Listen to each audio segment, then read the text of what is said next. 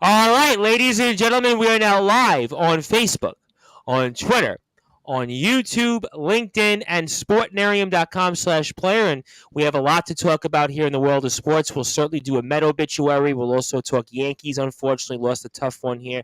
We'll talk about those Jets and Giants. A lot of momentum there for sure with that. And certainly we'll get into the news here of a Rob Maraska contest winner here for those that are tuned in. So I am joined here now by three of my guys here on Sportswire Radio, including Chris Bizea from the Liftoff Jets and the Talking Rivals. Talking Rivals, you heard this morning. We'll play that again this week, and along with the new Liftoff Jets episode. Rob Maraska, our longest tenured analyst, and then the brute force Brad Weiss, who certainly maybe should have been here this last week and maybe would have gave us better luck with our Mets, but he is here. Of course, he is the coach for our Plainview JFK Hawks boys JV team, also SJLI New York. Here we go. Here we've got Justin Gianelli with the Cleveland, I guess, Guardians jersey, and Yeah, this is he's trying to get. No, this is a 22 and 22 hat, and this is All right. it's in a Med Rosario jersey. Wow. Okay. All right. So you're certainly trying to. I see where you're going with that. But guys, how are we doing tonight? Doing well, Tom. Doing well, Tom. Great. All right. So obviously we'll get into the Yankees. We'll get into the Mets here in a second. But I know Rob Maraska, you've been posting it. A lot of people are obviously curious about it. So for those that are watching and listening to this here on all the various Sportswire radio platforms, unveil for us the winner of the Aaron Judge Topps 2022 60-second home run baseball card contest winner. Okay, let me tell you first. What a response I had. It was like crazy. I had Well, so let's many. hope that these people are listening here tonight, because I have a feeling that they'll post and won't listen. I have a feeling. Hundreds. A couple of hundred people entered this. So okay. Without further ado, the winner, the lucky winner, is Mike, and it's YOZPK15. And he's from Queens, and he's a big Yankee fan. So I'm sure he's definitely going to be happy about this. Cool. Now, only if we could have got Judge, the real-life baseball player, these first two games, give us some of that success here in the regular season. But repeat his social media again, so we'll make sure that he's notified that he's the winner if he has not been notified already. Yeah, he hasn't been notified yet because I wanted to announce it on the show. It's Mike, and then it's YOZPK15. All right. Well, congratulations, Mike. I hope that you enjoy the card, and certainly a great card, beautiful layout, obviously historic moment, and certainly congratulations to him. And we look forward to hopefully hearing from him here on Sportswire Radio. Now, we'll definitely get into the Mets for sure. I'll definitely get some thoughts on. I know the brute force was there at Game 1. Wasn't much in Game 1 and 3 to talk about, but we'll break that down here in a little while. But I do want to get into the Yankees because obviously Yankees unfortunately get rained out and do play today. And it looked early on after the strong start they had that maybe the Bombers would come out after the Stanton home run. But unfortunately, that was the offense. And the Guardians find a way to win. So, Chris, obviously, you're our Yankees expert. And, I mean, give me your feelings right now because I have a feeling that this is going to go the distance here between the Cleveland Guardians and the New York Yankees. Yeah, that's what it's going to look like. You know what? Unfortunately, I think on my podcast with Patrick, we were talking about each series, and I said to me the most important factors for the Yankees are obviously the bullpen, because of all the injuries they had, and Holmes not being what he was the first half, and number two was even more important was just hitting in certain situations, hitting with runners in scoring position. That has been the Yankees' Achilles heel for the last 5, 6, 7, 8 years. I'm going to go back to since 2009 when they last won the World Series. That's been their biggest problem. It hasn't been pitching. Pitching has not been the problem the last few years. Pitching is not the problem this year. Even in the 10th inning when Tyone should not be in that game because he's never been a reliever ever in his career. That was his first relief appearance. How do you give a guy his first relief appearance in the playoffs? Not that he got rocked or anything. I mean, a couple of shots were bloops, whatever. Either way, it shouldn't have got to the 10th inning because they had their opportunities to score runs and they just didn't. And that's been a problem. You could go back to last year. No, not last year. Last year was a disaster at Fenway, but the few years before that, going back to 17, was they just couldn't score in the games that they lost. So for me, that's the biggest issue. Now, hopefully, Sevy could come back tomorrow and and even up the series and make it I'm sorry, give them a 2-1 edge tomorrow. So that's what I'm looking forward to. Sevy's been really good lately. He's looked really like back to what he was 4 years ago. So hopefully he continues that, and the offense can score some runs. How about 3, 4, 5 runs from this offense? Absolutely, no question about it. And I want to bring in the Brute Force Brad Weiss here because I want to ask him a question in a different way regarding the Major League Baseball playoffs, especially the Guardians and the Yankees. Obviously, Yankees here and Guardians are tied up at 1, and they have to play tomorrow because, well, today was the travel day, right? And I'm curious from your perspective, the Brute Force, you've been in the postseason, you've been a player, you've been a coach now, and how does this impact? Does it hurt the Yankees or help the Yankees that now they're going to have no travel day, no off day? They're basically on the plane probably as we speak on their way to Cleveland, and there's really no time to think about it. I mean, how does that work out? Does that advantage for the Yankees or is that actually advantage Cleveland? Give me your thoughts because you've been through this here as a player and a coach. It's an interesting dynamic for sure. What's up, fellas? I'm glad to be back this week. Definitely burned way too much money missing last week, but we'll get to that later. But anyway, listen, it could go both ways. When it comes to the Yankees, after a loss, sometimes it's actually good to not have a long period off, like a day. In the playoffs, a day is a long period of time. So I do think that in a way is helpful for the Yankees. But then on the other side of it, there's a part of that's not good for the Yankees because they just came off an emotional loss. Let's put it that way. I mean, it's a tough loss in extra innings. But, again, I actually do think if I had to pick a side myself, being a player, being a coach, I think I would rather have the quick turnaround if I'm the Yankees. I think, to brush this back, tough loss and move on to the next game. But there is one individual player who I think might not be suited well for this short layoff, and that is Aaron Judge. And right now, Chris, you talk about the Yankees offense. I mean, the Yankees offense has been Aaron Judge for most of the season. And when he goes 0 for 5 with 4 strikeouts, batting first in your lineup, that is a major hole, especially from a player who, like we all have talked about all year long, has been carrying the Yankees. Without him, they might not even be a playoff team. And right now, they're basically without him, right? And I think they're fortunate to be 1-1 right now in this series. So, that goes with it. But you also give credit. I was about to call him Justin Bieber, but you got to give him credit to Shane Bieber, all right? Because, he bent today. He let up the home runs to Stanton, but he didn't break. And, in the playoffs, that's very hard. I saw with my own damn eyes our $43 million pitcher break and crash and fall. Bieber could have easily done that. But he stuck with it. Give credit to the Guardians bullpen. And also give credit to a guy like Ahmed Rosario. Put up good at-bats, hit a home run to tie the game. They put up good at-bats late in the game as well. So you got to give some credit to the Guardians. But I do think the short-term layoff is actually better for the Yankees team as a whole. But with Aaron Judge, I think it's a little bit of a concern. You gotta hope he turns it around in Game 3.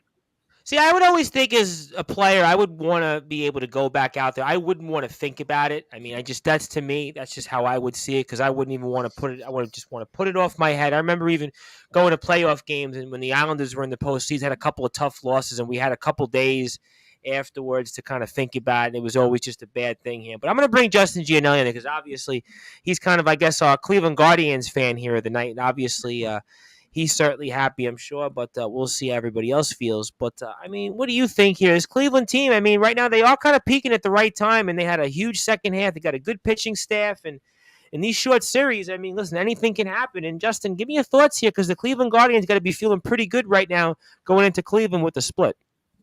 Oh, that flight home back to Cleveland is an absolute party. You got through New York split. You got through New York 1-1. And, now you have the home field advantage. You have a guy you trust on the mound in Game 3 and Tristan McKenzie. Obviously, Luis Severino has pitched very well since coming back from the IL. And the Yankees really trust him. But if you're the Guardians, you have Tristan McKenzie on the mound and you won the game that your ace pitched, Shane Bieber. And, you're in a good spot. I mean, it's time we respect the Guardians pitching staff, and I feel like they were getting overlooked going into this series because what you saw in the wild card round was them scoring three runs. And yes, they're not a world beater in terms of their offense. They only scored 4 today, but they were able to come up with the timely hits, and that's kind of how their postseason has been so far, whether it's against Tampa or against the Yankees, being able to get the timely hits, battling back after falling down 2-0 and the Giancarlo Stanton home run, like Brad said, Shane Bieber holding it together and, keeping it competitive. I think he ended up going like 5 2/3 before he get pulled in the 6th. And again, what could you say about that bullpen? And what could you say about the job that Emmanuel Clase did, pitching? I think ended up pitching 2 1/3 to nail that game down, holding it tied. And then they got him the runs in the 10th, and he was able to hold the Yankees at 2, and they were able to close out the game. And they have the Guardians have what the Yankees are truly lacking, and that's consistency out of the bullpen. Now, the Yankee bullpen did a fine job today for the most part, and Chris is right. The argument could be made: why is Tyone in that situation in the 10th inning? I felt of it more as, well, you're going to need Tyone at some point because the off days got kind of screwed up here, and you really aren't going to have as many pitchers potentially available because now you're playing 4 straight days, and I don't know that they would do it, but it essentially takes Nestor Cortez out of the all hands on deck in a game 5, right? Obviously the game 1 was on Tuesday, and you'll be able to pitch tomorrow, Saturday, game 3, game 4. You're able to pitch Garrett Cole on Sunday on regular rest. That's fine. But then again, so can the Guardians with their game 1 starter as well. You got the guys back on regular rest, and this could hurt the Guardians too. That's why we have the advantage. They can't bring Shane Bieber back on a short rest on it'll be Quantrill on Monday, but it's going to be about the timely hitting, and the Yankees still really don't know how to small ball, and I think that's what's been their downfall, and I think that's exactly what would be their downfall if they get past Cleveland and get to Houston is being able to bunch together hits, because Houston could do it both ways. They could slam you with the monster home run like Yordan Alvarez, or they could bunch hits together and just destroy you. So, I mean, it's going to be a really interesting next couple of days. One thing that the Yankees got to do, and I know they won't do it because the stupid analytic nerds are not going to do it, they got to get Judge out of the leadoff spot. They got to get him out of the leadoff spot. I would probably say that Harrison Bader should lead off. So I would go Bader 1, Rizzo 2, Judge 3, Stanton 4. That would be my top 4. Fair points. Judge is your prototypical 3-4 hitter. He's a slugger. He's not a leadoff hitter.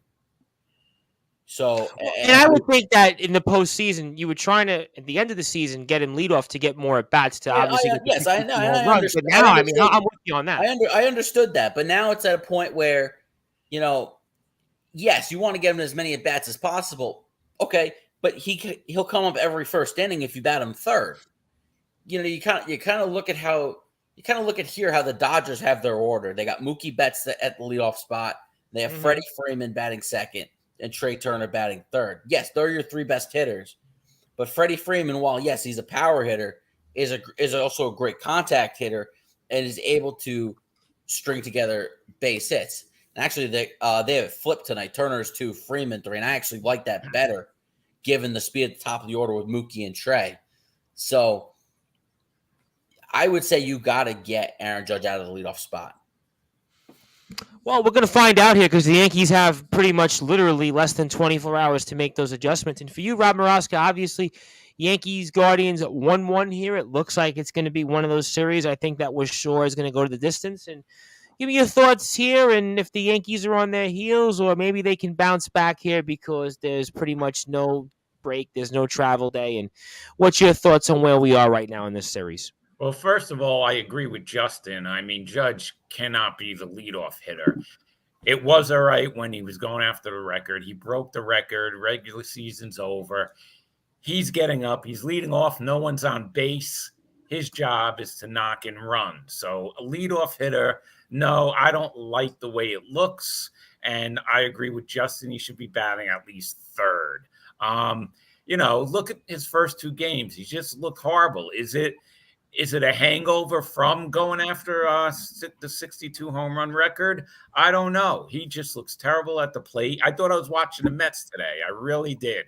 That's what it looked like today. And we were talking about it today on Facebook. And, Cleveland just looks – they play small ball, as we know, and the Yankees don't. And I think that's a key in a short series, okay? I think that they're going to manufacture runs when the Yankees can't. The Yankees are waiting for the home run, the big bop. That's a problem. And they're going into Cleveland. Now it's basically a 2-win series now. And they're going It's the best out of 3. Listen, now it's a best out of 3. And that's anybody's series. That's the beauty, I think, of these short series. You have to throw the records out the window. You have to throw the lineup back out to the Cleveland window. in October. Guess what's back? The midges. Yep. Where's Jabba Chamberlain when you need him? Oh, yeah. And that's that. I think they'll be smart enough to get the guys off the field this time. I hope so. But I think, it's looking good. I think it's going to go 5 games. And I think if it does, Cole's going to be a key. He's going to be on, like Justin said, he's going to be on regular rest. So that's going to be game important. 4. Yeah. And for game 4, you're right. And I just think that if the Yankees don't change Judge leading off, and if they don't play some small ball, they're going to be in trouble. That's just how I feel. You can't wait for the home run. You got to manufacture some runs, and they can't leave guys on base like the Mets did. Well, we'll find out for sure here. I mean, for you, Chris, anything that you want to add or anything you'd like to see maybe the Yankees make adjustments-wise that maybe some of the guys here have not mentioned as we go into Game 3 here tomorrow night in Cleveland? Yeah, no, absolutely. I mean, I wouldn't mind moving Judge down to second or third in the lineup because he needs protection in the lineup. And when you bat first, you get no protection. There's nothing there. They're just going to – I mean, they're pitching to him and he's striking out, but they don't have to pitch to him because they could just say, I'm going to pitch around him. If he swings, if not, we'll put him on and then we'll take our chances with, Rizzo or whoever's up next. So that's why you got to put him at least second or third. Give him some protection. Give him, like A-Rod was saying in the video that I reposted, that, at least when it gets to him, he's already seen 10 or 15 pitches by this guy. So he has an idea, it's about what he's going to throw. So, I mean, they got to do something, obviously, because the offense is going nowhere. Playing small ball, I hate that term, but in other words, just situational hitting. If the guy's on second base with nobody out, just get him to third, and then you got 2 shots to get him in from third at least. A sac fly, base hit, whatever. So they got to do the small things, right? But here's the other thing. They do have to hit, some home runs. They do have to hit extra base hits because that's what they do. And that's how you win games. Cleveland, before this game, that's how they scored all their runs, was home runs. Right? They didn't score many runs, to be fair. They didn't score many runs against Tampa in those 2 games. All on home runs. You have to hit home runs. You guys know it from the Mets. They scored 3. Listen, Cleveland scored what? 3 runs? Homer, the other team, ends up winning. That is fact. But you also, too, you need a good combination of both. Right, of course. And if the Yankees and Guardians are opposites, and yes, they got their runs on home runs prior to some of the runs they got today, but they're more of a situational hitting type team where the Yankees are more of an all or nothing team. And like we're talking about, there's no chance of Judge getting up with somebody on base if he's leading off. And yes, exactly. There's no need for you to let him beat you when there's nobody on base. At least there's a possibility of first and second. If he's batting third, first and second, nobody out. Runner on first, 1 out, or runner on second, 1 out. There's always that opportunity if he's batting third in the order. So I'd like to see Aaron Boone make adjustments here. I don't know that they will, because they're more analytically thinking in terms of their batting order. They're not he's not really going by a touch and feel, it seems. But you know what? Every team goes by analytics, and they still don't put their best hitter first. That's what makes no sense. Your team is at analytics. As much as you don't think it is, they are. Every team does it now. But you guys aren't going to bat Pete Alonso first. That would make no sense. Pete Alonso or Lindor, for that matter. Bryce Harper isn't batting leadoff. I will say I think Lindor let off once. Okay. I got a question. I want to. There's a game that Nimmo didn't play, but Alonso, I think he played 2 games batting second, like 5 games batting third. Right. The other 150. Let me throw in a question. Anthony Finkel's got a good question, which I know I asked last year on Sportswire Radio with some of the Pinstripe Chronicles guys, and I kind of think some of you might know where he's going with this, and that's about Aaron Boone here. And I mean, I kind of think I know where everybody will answer, but I'll just throw it out there. Does anybody not think that Aaron Boone is coming back next season? Boy, I tell you, if they do lose in the DS, I could see a change. If they do lose to Cleveland, I could see a change being made. If they lose to Houston, I can't. So. Yeah. I agree. I think there's a chance if he loses this series, if they don't get into the division series, I don't know. There's a chance. Yankee fans are going to go nuts if Cleveland knocks them out. In this round, forget about it. In the wild card round, they're going to go nuts. They're going to call for Boone's head. So, but wouldn't that theoretically been 3 straight seasons without getting to the LCS if they don't win this series? Right, but the guy's averaging 99 or 100 wins every season. Yeah, and to me, when you're the Yankees manager, that doesn't matter. No, I know, but to me, Boone is not winning or losing these games. If these guys hit, they win, right? That's true. To me, it's more when World Series or bust is your expectation. Absolutely, but to me, the bigger problem is the guy putting the team together. He's not putting a balanced team together. Brian Cashman absolutely deserves. I see the brute force Brad Weiss nodding his head. Let me work into brute force Brad Weiss, though. I mean, you're a coach. I mean, what do you think, Brad? I mean, does Boone come back? I mean, hypothetically. So I see the point with Rob and Justin. I mean, listen, the track record says that there should be at least thought into it. But I am with Chris, though, because I think the guy that we need to be looking at if they lose this series is Cashman. I mean, this team is very poorly put together, in regards to, their depth, I would say, across positions, because, listen, like I said, and I'll say it again, this team has been basically carried by a guy who's having a beyond ridiculous season offensively. I mean, that's really been the reason why the Yankees have been so successful. You can give credit to Cashman, maybe some of the pitching. I mean, he's made some decent moves pitching-wise, under-the-radar moves. But, their lineup right now, it's very shaky. And I think that, Cashman really hasn't done that great of a job. And ultimately, I think the eye should be first on him before they go on Boone, even though, listen, I'm not the biggest Boone fan. I've talked about that in the past. But this year, I think would go more on Cashman. I think he's done a pretty poor job with the roster. And Anthony Finkel also chimes in, what good is a 100-win season if you don't win it all? No more moral victories. I mean, I would even have to pose it out there. He's not wrong. I mean, here we are as Met fans with 101 wins sitting with my next point. I mean, the Mets win 101 games and have the second best regular season in the franchise's history. But it means nothing. It doesn't mean jack. For the Mets, it was at least LCS or bust, and they busted. Not even LCS. They didn't even get to the division series. I'm saying for this to be considered a successful season, we would have had to have at least gotten to the NLCS, and that didn't happen. So 100-win season doesn't mean anything. Same with the Yankees. They only won 99, close enough, but 99 wins don't mean a damn thing if they don't get anywhere. Yeah, I mean, we'll certainly find out. Obviously, the Yankees are still in a best-of-3 series, and maybe they win this series, and it's all for naught. Obviously, listen, tomorrow's the swing game in the series. So at the end of the day, right now, the Yankees are going to have to figure it out. Here's the biggest problem they could run into, regardless of if they're winning or not.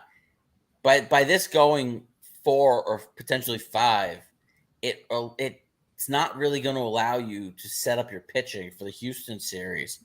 While it very much looking like Houston's probably just going to close this thing out tomorrow.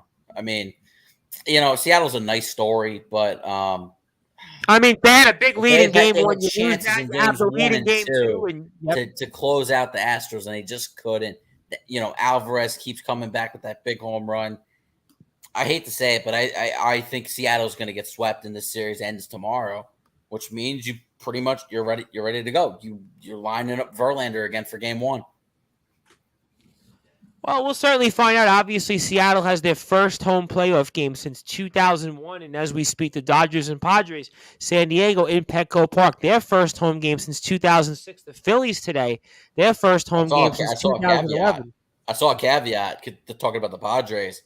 Mm-hmm. The leadoff hitter in that so 2006 was the last time Petco Park hosted a playoff game, because obviously the 2020 year was all bubble once they got to the postseason.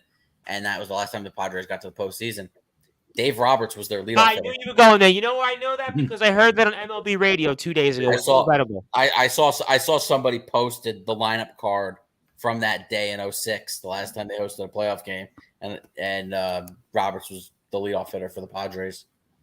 Yep, the Padres that year, if I'm not mistaken, had won the NL West with like 87 wins or something like that, 88 wins. Yes, they did, because that was the year that the Mets had the best record of the National League, and the Dodgers won the wild card. Yep. So yeah, that was certainly some interesting times. And then I want to go into the Phillies. We'll go to the Mets in a few minutes for sure. Obviously, we'll do Met obituaries, but I'm looking at the Brute Force Brad Weiss here because I saw him automatically nodded. I gotta go right to him because the Brute Force. You told me for all these weeks and months the Phillies were going to die out. You know what? I kind of believed you to a point because it did look like the Phillies were hanging on there for dear life toward, I guess, the last 10 or 11 days of the season there before they ultimately wound up clinching that last wild card spot, I think about 2 or 3 days prior to the season ends. But they go into St. Louis and they come back, and St. Louis never loses games the way they do. And then they come here so far and into Atlanta, and they hang on for dear life in game 1 and win. And they get a game here in Philadelphia where they just pretty much were in firm control. And the Phillies look like they're on the verge of maybe, just maybe, knocking off the defending World Series champions, the Atlanta Braves. And I mean, how you feeling right now about the Philadelphia Phillies, the Brute Force? I mean, you considering maybe putting on a Phillies hat? You considering buying a Harper jersey? I mean, anything you want to add here so far in the Phillies Braves series? Oh, you didn't seriously go that far. I mean, that's I would love that. Ratings. I thought it'd be good for an Instagram. I ain't putting on no damn Phillies hat, no Harper jerseys, no nothing. Listen, you know what? I can't be the guy who I normally am about the Phillies right now, because they're proving me wrong by the day. And listen, when you prove people wrong, maybe I'm going to give myself credit though, Tom Bryce, because maybe Bryce Harper was listening to me and heard me being critical of him and talk about all his playoff failures and all his individual accolades that led to no team accolades. But I'm going to be honest with you, Tom Bryce, and again, we're going to talk about them in a second. I think that one of the biggest winners of the Mets not winning the division was the Phillies. And I think the reason why was because the Cardinals, first of all, weren't a bad matchup for the Phillies. I thought that when I saw the Phillies and Cardinals matching up, I felt pretty confident that the Phillies could potentially win that series, and they did it.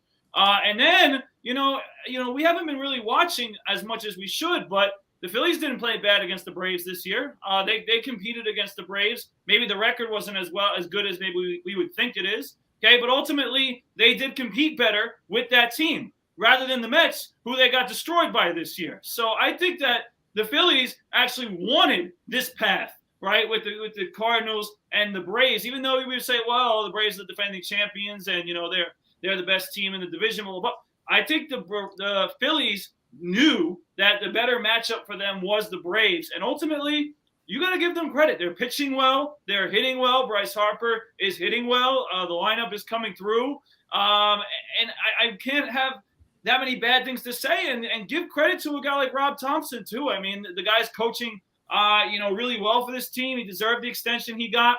So as much as I hate that damn Philly fanatic, as much as I've talked crap about these Philadelphia Phillies, they're ultimately are shutting my mouth day by day. And if they win this series, then Tom Bryce, I mean, I was wrong when you kept telling me the Braves were going to keep advancing, and they ended up winning the World Series that year that the Braves. Yeah, but I remember we talked about it. You were like, listen, the Braves, their record wasn't that great, and the Phillies weren't any good, the Mets weren't any good. And this year I'm going to do the complete opposite. If the Phillies beat the Braves, the Phillies have a chance to get to the World Series. I'll say it right now. But won't the Phillies win 87 games this year? I mean, the Braves won 88 last year. I mean, I guess you never know. Listen, records, throw them out the window. The 2006 Cardinals, to me, always forever come to mind. Mets fans, I mean. And like the guys just highlighted, too, and I think it's really important that we say this.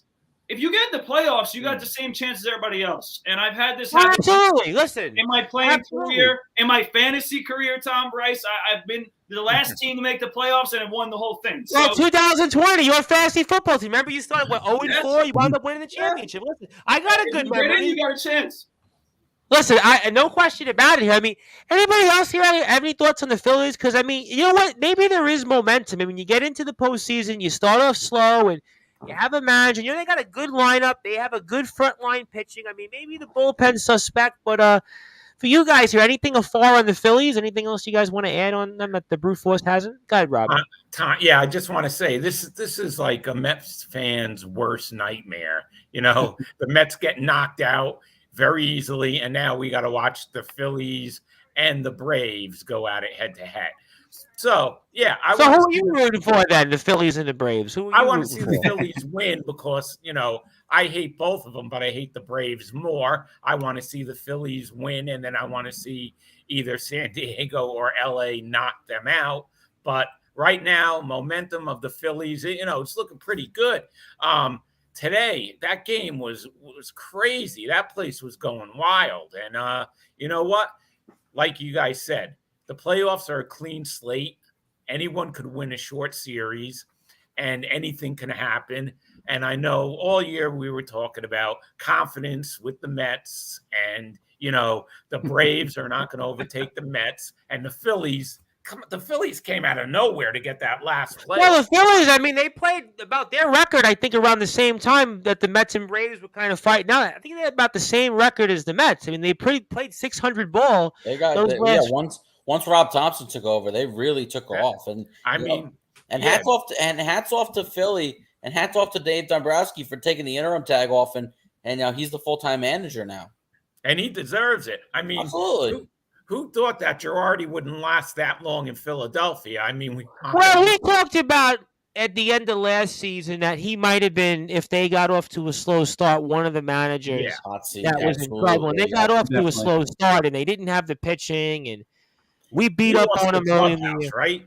He lost the clubhouse. No question. And a side point here, I mean, I'll throw Chris in there. I mean, what a time to be a Philly sports fan. You got the Eagles 5-0. You got the Phillies right now on the verge of maybe knocking out the world champions. I mean, Philadelphia. The Sixers can absolutely go and win the title this year. They absolutely can. We'll see what happens. The Eastern Conference is loaded in the NBA, but you can't tell me the Sixers aren't one of the favorites in the Eastern Conference right now. I think they're definitely the top. And then there's the Flyers, even though my team got there. Well, the Flyers, I think, are going to be. I know the Flyers beat the Devils yesterday, but I still don't think the Flyers will be any good. But I mean, Philadelphia sports right now. Eagles 5-0. But here's the thing: Philly, we should have seen this coming from a mile away. Why? With the Phillies. Anytime there's an oncoming financial crisis in our country. All right, 2008, 1980. Was it 1950, 1929, right? They made the 29 stock market crash. The Philadelphia A's won the World Series. Obviously, you had the 08 recession. Well, 08 I remember when I was in college. I can tell you the 08, I can remember having a front row seat with that. That I definitely remember. 1980 was a recession. I didn't know that 1980 was a recession. I didn't either.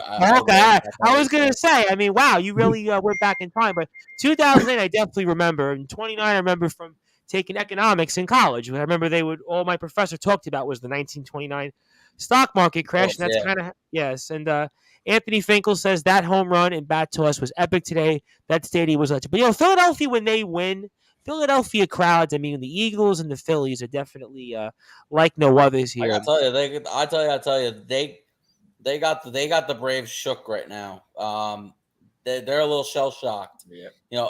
I think they looked a little shell shocked from taking game 1 from the Braves. Because even in game 2, really wasn't much going on. They couldn't hit Wheeler for the first 5+ innings, and then the 6th inning they scratched across a couple of runs. They were able to close it out because the Braves have a great back end of the bullpen, and once Kyle Wright handed it off to the bullpen, they closed it down.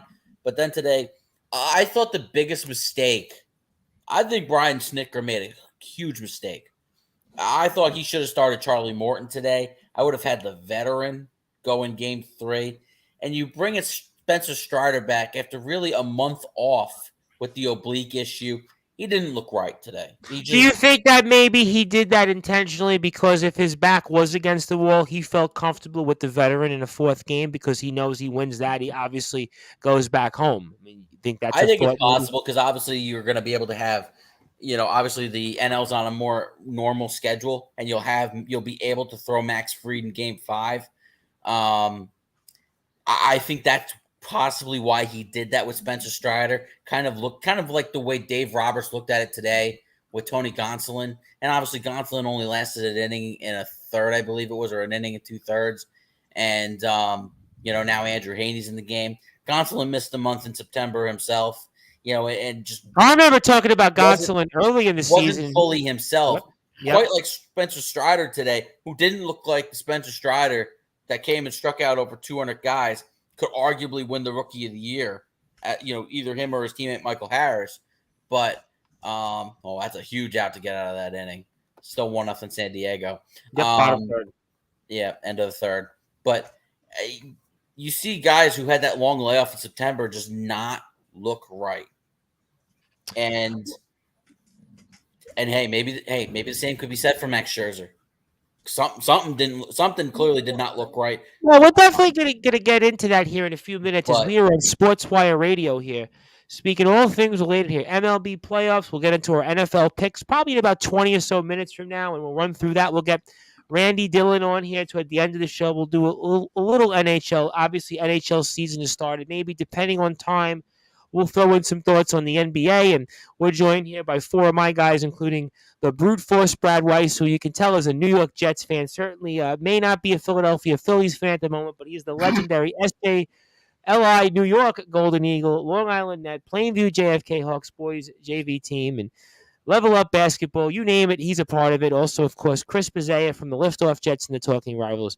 Cleveland Guardians, Ahmed Rosario fan, Justin Gianelli from the Baseball Banter Show, and Rob Maraska, and my name is the Reverend Tom Bryson. You're on Sportswire Radio, and if you like what you hear from us, continue to give us a like on Facebook at Sportswire Radio. We're closing in on 500 followers, so I appreciate all the support one by one. I also want to thank Matthew James from over in the UK, obviously one of my guys who listens to me when I talk independent UK wrestling, says, one thing that I'm really missing from following local wrestling is yours truly. Love this show. I don't know why. Well, you keep tuning in. You always listen to my CCW coverage, and I'll have CCW coverage Monday night with the Tyrant King, who's from our neck of the woods, coming into England, and then we'll have Jack Bartley and the lawman Kyle Kennedy with him. So I look forward to that. Also, we'll be talking some college basketball tomorrow night, kicking off the season, the Brute Force, with Danny Burns, the legendary Brooklyn College Kingsmen alum. Of course, played for the Final Four. They're getting announced and honored at the Brooklyn College campus there over in December, and I'm looking forward to speaking with Danny live on video for the first time. So all great stuff there. That'll be about 7:30 p.m. Eastern time. But in the meantime,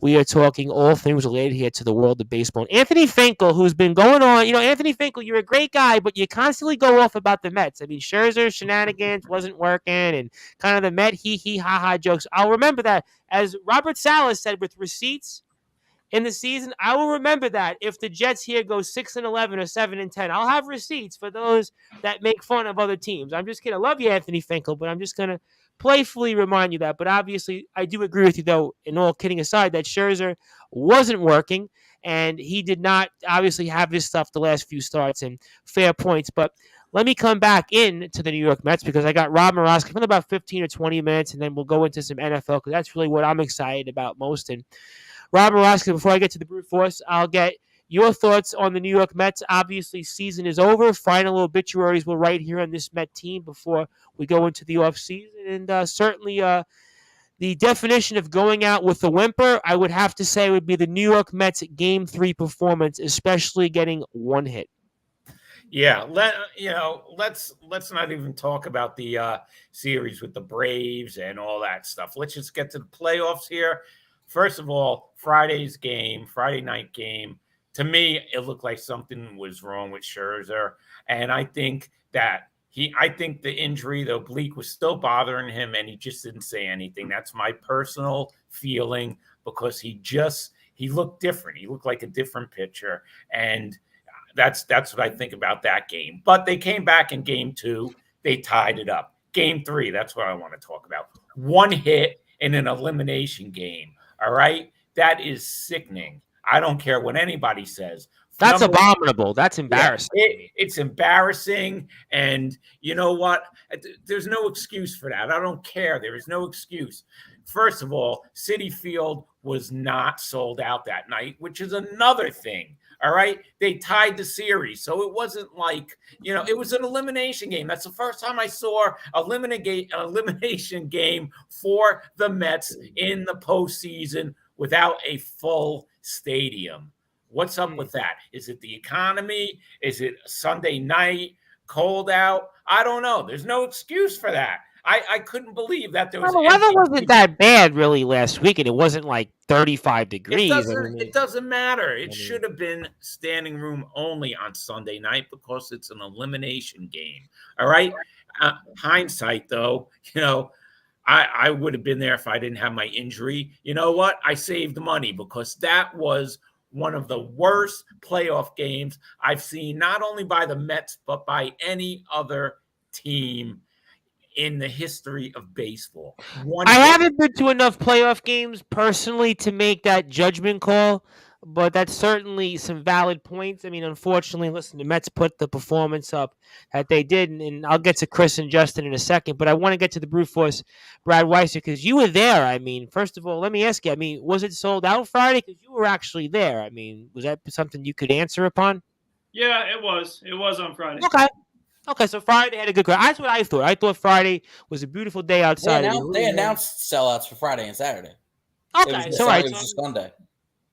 I don't know. Sunday, 7:00. I mean, listen, if you're a family, you got to. It's an elimination game. You got to be there. I don't. Listen, I'm with you.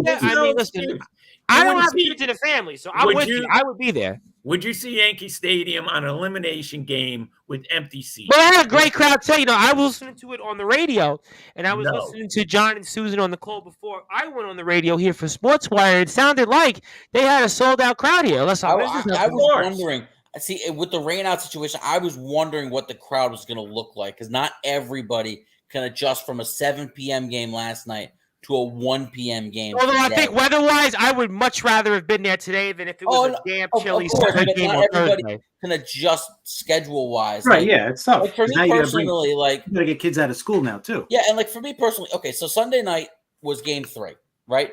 And Monday, obviously, was Columbus Day. So there are a lot of people who had off on Monday, who had off from work. Right. Now, I'm one of those people who, still had to go to work on Monday and still had to wake up, at 8 a.m. And for me as a delivery driver, I need to get a very fair amount of sleep in order to do my job. And I personally, I toyed with whether or not I go to this game or not. Ultimately, I chose against it because even the secondary market, yes, it started to come down. Yeah. But they were in such ridiculously bad locations. It's just like, it's not really worth it. I like to sit more like on the infield. I don't care. I'll sit in the 500 section. I don't care. But give me a little more towards down the baseline, closer towards home plate. Those were still $70, $80. And you're sitting row 16 or 17, that and because of the crowd, I'd be taking mass transit. I have to figure out. I probably would have had to leave the game in the 5th inning because I'd have to make sure I get the train to go back home, so I'm not sitting there till 2 a.m. So there are a lot of factors at play, but still, I still thought that they would have sold out. Yeah. Let me get to the Brute Force Brad Weiss, and I'll have Chris come in a second and get his thoughts from afar, because obviously he and Patrick covered it on the Talking Rival show, which I had a chance to hear before our resident DJ 80 came back with us here. But I mean, the Brute Force, obviously, this was not the series that any Met fan would have hoped for. I could have certainly believed the Padres could have beat the Mets in 3 games, but the performances in the first game and the third game certainly left a lot to be desired. I know a lot of people certainly want to hear your perspective on it, your hard-hitting analysis on it, because you and Mr. like A-OK. It was you and Salicata, the Brute Force, where basically the guys just banging the drums saying, don't worry about it. Tom Bryce, you're off keel. You don't know what you're talking about. Tom Bryce, you're just this pessimist. Tom Bryce, you know nothing about this, nothing about that. So you're the guy, the Brute Force Brad Weiss, that I want to hear from most, especially when it came to the New York Mets and, unfortunately, their early exit here from the 2022 Major League Baseball postseason. Oh, it's a second straight question I'm eating crow. Because, with the Phillies and now the Mets. Yeah, ladies and gentlemen, I was Mr. Confidence all year long. I kept trying to, Tom Bryce was almost like the rift of the Braves. I kept trying to push him off, and I lost. It didn't come through. But ultimately, I got a lot to say. First of all, since I've now been proclaimed as the weatherman on this show, the weather was perfectly fine on Friday. And Rob Moroska's point. Oh, it was a beautiful day outside. The weather all weekend, a better day. It was very nice at Citi Field, so there was no excuse when it came to the weather. Me as the weatherman, who's now been posted as the weatherman on Facebook, I can say that. So let me start that with number 1.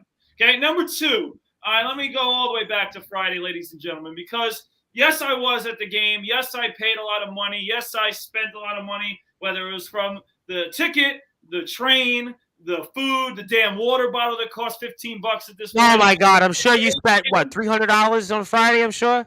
Oh, it was unbelievable. I brought Halls with me. I was all ready to go. And guess what? The New York Mets quieted our fan base as quickly. Well, it was the first 3 batters. It was the game was over. Listen, let me first start with this. So I got to the stadium and we were sitting in this section, and there was this one Padres fan in the middle of the whole section. We called him Frosty because he had frosty hair, like white, whatever hair. Okay, his name was Frosty. We kept messing with him all game, but we couldn't say much to him. I mean, we were trying to get under his skin a little bit, but Scherzer between the first home run, the second home run, not 1, not 2, not 3, but 4 damn home runs. I mean, we just had nothing to say. We kept trying to say Darvish's name to get the Mets going. We kept, whatever we had to do, and the Mets just kept devastating us over and over again. And it was just so depressing to be there, having seen these Mets basically not only get beat up by Scherzer, right, getting beat up, but they had no fight at all to come back in that game. I mean, every time they had. It was right after the first inning when Alonso and Vogelbach struck out. That was it. That was the moment. Every time they had. It was 2 things, Tom Bryce. It was either a pop up 50 million feet high to the infield, which I've never seen so many pop ups to the infield in my life, or a strikeout. They had a few wall grazers. They almost had home runs. A few wall grazers. McNeil had some good at-bats. Escobar had some good at-bats. The rest of the I mean, the majority, it was embarrassing. I mean, it was just embarrassing. Frosty was killing us all night. We couldn't say a damn word to him. Okay, and then, obviously they go on to lose the series. But let's backtrack just a little bit before I go back forward again.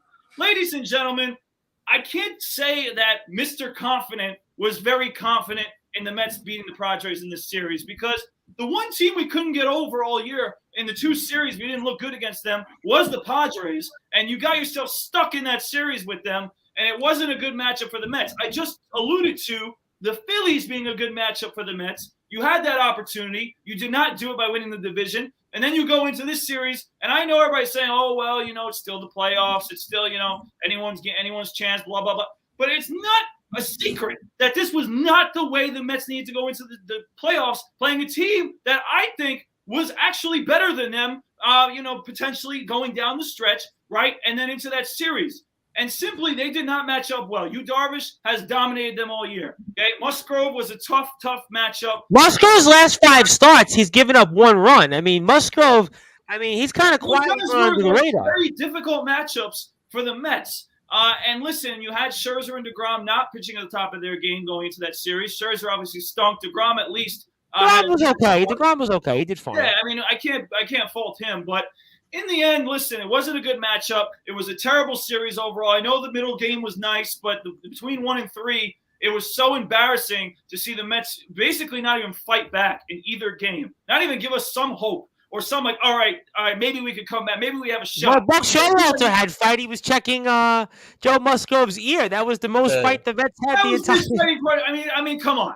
That says it all in the end. So the last thing I'll say before I keep quiet and I don't talk nothing about no damn confidence about this team until next year, okay, this is another thing I have to say, and it has to be said. And I know everybody's like, well, let's not go back to the past. But ladies and gentlemen, the trade deadline was a horrific disaster for the New York Mets, and they absolutely blew it at the deadline because they got nothing out of anyone that they got, and they needed more. And the answers were supposed to be Darren Ruff, who was on the roster and didn't do anything. The answer is supposed to be Vogelback, who, had some bright signs. Yeah, he was all right. I mean, he wasn't terrible. Not to enough. You were supposed to have Michael Givens as your top your reliever. Well, that was just all these terrible. things were just horrendous. So in the end, the guy who needs to do the most talking right now and the guy who needs to prove it to us is ultimately our GM, Billy Epler. I think he's the guy who needs to simply get this thing together and do a much better job next year at the deadlines. This team, yes, there's a lot of free agents. Yes, there's a lot of question marks. But in the end, they'll still be a good team. But how are they going to respond after how badly they failed at this year's deadline? No question that they definitely did here. I want to bring Chris in because obviously Chris and Patrick spoke a little bit on it for us on sportnarium.com/play with the Talking Rivals. I mean, Chris, watching this from afar, and Mets obviously, I know you were also one of the confident guys. Remember speaking, don't worry, the Mets are going to be fine. They're going to be good. They got a great team. And you another one. And I was like, I don't know. The Padres, I look at this lineup and I see guys like Trent Grisham and Austin Nola or even Jackson Profar at the top of the lineup. And just these guys that you almost kind of see, Chris, that always in the postseason every year, these different guys that maybe their backs of their baseball card aren't the best, but in these moments always find ways. I always think about even guys in the past, like the Braves had like a Keith Trent Grisham just homered again, FYI. There you go. Yeah. Keith Lockhart, I think of in the past, and all these different other guys that you think of and say, all right, these guys find a way. And so, Chris, give me your thoughts on how we ended up with the San Diego Padres and ending the New York Mets season that was all for naught. Well, I think, first of all, we got to give Tom all the credit in the world because he's warning everybody from like May and June when everybody was printing NLCS tickets. He was like, guys. He was like, don't worry about it. He had callers calling up, and I was listening to it at like 4 o'clock in the morning. I know I'm the only person outside, but they were saying, Val, it's the Atlanta Braves. Their guys are all supposed and to. And it's early. They're calling up players. Like, what's going on? He's like, he was calling it in May. How do you do that? I actually think the reason the Mets lost, I'm going to say, because Justin will appreciate this, I think the Mets season wound up ending when Sal Licata said it was over. Because I felt like, absolutely, what's this guy doing? What's this guy? It's too early to call that, especially against the defending World Series champions. You're saying, they're done. They're dead in May. Yeah, all right. But anyway, Tom has been saying it every week from like May. Like, guys, the Braves, they're going to come back. You'll see. And then, don't worry about it. They're done. They're done. And Tom was like, all right, we'll see what happens. And that's exactly what happened. But anyway, I think brute force, man, you hit it right on the money. I think it's not just one thing. Like you could say, yeah, it was the trade deadline. For me, when you're at the trade deadline and you have a team that looks special, that looks like it's going to make a run, okay, that's when you got to be aggressive. Okay, and I know I know the Mets and the Met fans, they didn't want to get rid of their top prospects. But at that point, think about it. You got the shortstop that's in the minors, right? That's really good. That's a guy you make your centerpiece because you got a shortstop for the next decade with Lindor, right? So you're not going to – this guy could be a trade piece to get whoever you wanted to get. You needed another bat. That's what you needed. Absolutely. I could not agree with you Another more. impact bat, not Vogelbach, not Ruff. You needed a guy, an everyday guy in that lineup to protect Alonso. I don't even took a Trey Mancini. I think even a Trey Mancini would have been at least an upgrade over some of these guys. That wouldn't have been bad. So I mean, so that to me that's one. And then another one you could add is not Beatty, but the other guy. How do you say the guy with the V? The other third. Right. Yeah. Use him as trade bait because you got Beatty coming up. He's your guy at third. So I don't understand. Like, make the move. You got to be aggressive because now look what happens. Now you're going into the offseason. Forget about next year's. And the Padres were aggressive. They got Soto. Listen, the Padres give them credit, right? That's a franchise that hasn't won anything. They literally went all in. You know what? I'm going to try and go for it and give them credit because they went for it. And the Mets were like, well, we're good. We got this. And think about it. Now, like you said, it was for nothing. So now you're going into an offseason where you got DeGrom is going to be a free agent, Nimmo's going to be a free agent, and Diaz is going to be a free agent. And you got Bassett as a free agent too, by the way. Right. So you got 14 not members. Quite yet. We'll find out. I think he ends up being a free agent, but it's not. He's not like a true unrestricted free agent. Right. But after what he said though about New York and how tough it was, this guy, I got to be honest, get him out. It ain't going to be here. Well, the Mets have a situation where, okay, yes, guys like Brandon Nimmo, Edwin Diaz, they're unrestricted free agents, right off the bat. Obviously Jacob deGrom has the player option. We all expect him to opt out. Chris Bassett is a mutual. I don't even know if I want Jacob deGrom back. Honestly, I don't know if I want him back. Listen. Jacob deGrom has to be here next year. No, he doesn't have to be. You got to think about it. 5 years at 34? But with the rotate. Okay, so who's going to pitch for this team next year? The only guy under. Get somebody who's healthy, though. You want somebody that's under contract right now. But think about it. Look what you're going to do with. All right, think about it. You're going to sign DeGrom. How much are you going to pay him? $35 million a year? I know you guys think. I know you guys aren't thinking money, but you got to think money. All right, Cohen's not going to be like, let's go all in again and go and play 3 wild card games that aren't even going to sell out. Right? Do you think he wants to do that? But listen to it here. All right, who's under contract for the Mets next year? You have Max Scherzer, David Peterson, Tyler McGill, and Joey Lucchesi. That's it. Okay. Carlos Carrasco has I believe it's a team option. And Walker's a free agent also, correct me if I'm wrong. Walker has a player option. He's going to decline the $6 million player option. Of course, that's my point. He's a free agent. He's definitely going to get more than 6. I believe the Mets are going to end up picking up that $18 million club option. They're going to bring Carrasco back. Okay? Yeah, I can see that. Player option. That's good. He's going to opt out. That's good for depth. So, yes, of course. I want to continue to keep David Peterson and Tyler McGill as my depth. I don't want to have to force them into my top 5. Listen, we haven't had pitchers like Jacob deGrom walk this mound very, very often. And when they do, they end up leaving.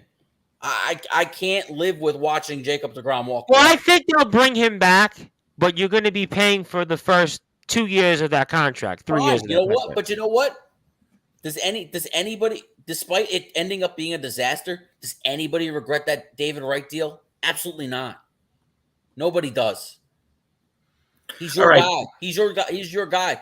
If it doesn't work out, you deal with it. But I think it's more important to sign Diaz than DeGrom. That's my personal feeling. I think it's more important. Right. Absolutely. Here's what I think's going to happen. Here's my prediction. And like I was saying to the guys in the chat last night, I actually started writing down the roster breakdown for 2023 for the Mets. And my next step will be to look at all the unrestricted free agents, from other teams who the Mets could sign. I hate to say it's going to end up this way. I think the Mets are going to severely penny pinch in the bullpen and use their big bucks on Diaz and DeGrom. Well, you got to bring Diaz back. You're going to have to bring DeGrom back because of the. I think they're severely going to penny pinch in the middle portion of the bullpen and pay Edwin Diaz. They're going to settle this thing with DeGrom, and Unfortunately, I think that leaves Brandon Nimmo on the outside looking in. Yeah, I was speaking with somebody. I was speaking with Cormac Gordon, the legendary Staten Island Advent sports writer, about this a couple of days ago. And Brandon Nimmo, I kind of feel like we both came to the discussion that he's probably the odd man out. You look at his I could background. see him going to the Rockies, honestly. Well, he struggles to stay healthy. He's kind of very hit or miss. He's inconsistent. I mean, he's really streaky. I mean, he's the kind of guy you'd love to have in the clubhouse, but for the money he's probably going to command. It'll be interesting to see what, and obviously it'll be interesting to see what the team does for center field next year if that's the case. Now, you could look at it and see. You could look at some external options and maybe potentially move Marte to center field. I don't know if it's a good idea. He's getting older. What do we have him for? 2 more years, Marte? I think 3. I think he was a 4-year deal. So I think 3. Right, 3 more years. All right, so you got him for a little while. What about a guy like Jock Peterson? I mean, he's got some pop. I mean, certainly you might have to just live with the 205 average, and he's gonna pop you 30 bombs. Who else on this team? Who else on this team besides Pete Alonso is gonna pop 30 bombs? Maybe Lindor if he hits a couple more. That's it. I don't even think Lindor's a classic home run hitter. I think he's, to me, more of a line drive hitter. He's That's not. what I He's a guy who can hit home runs, but he's not a home run hitter. Yeah, there's nobody, and I think that's to Chris's point. There's nobody that you really fear in this lineup other than Alonso. So you have to figure out, listen, this team, again, they won 101 games, a phenomenal season. It's the same thing. Starling Marte, a guy who can hit home runs, but he's not a home run hitter.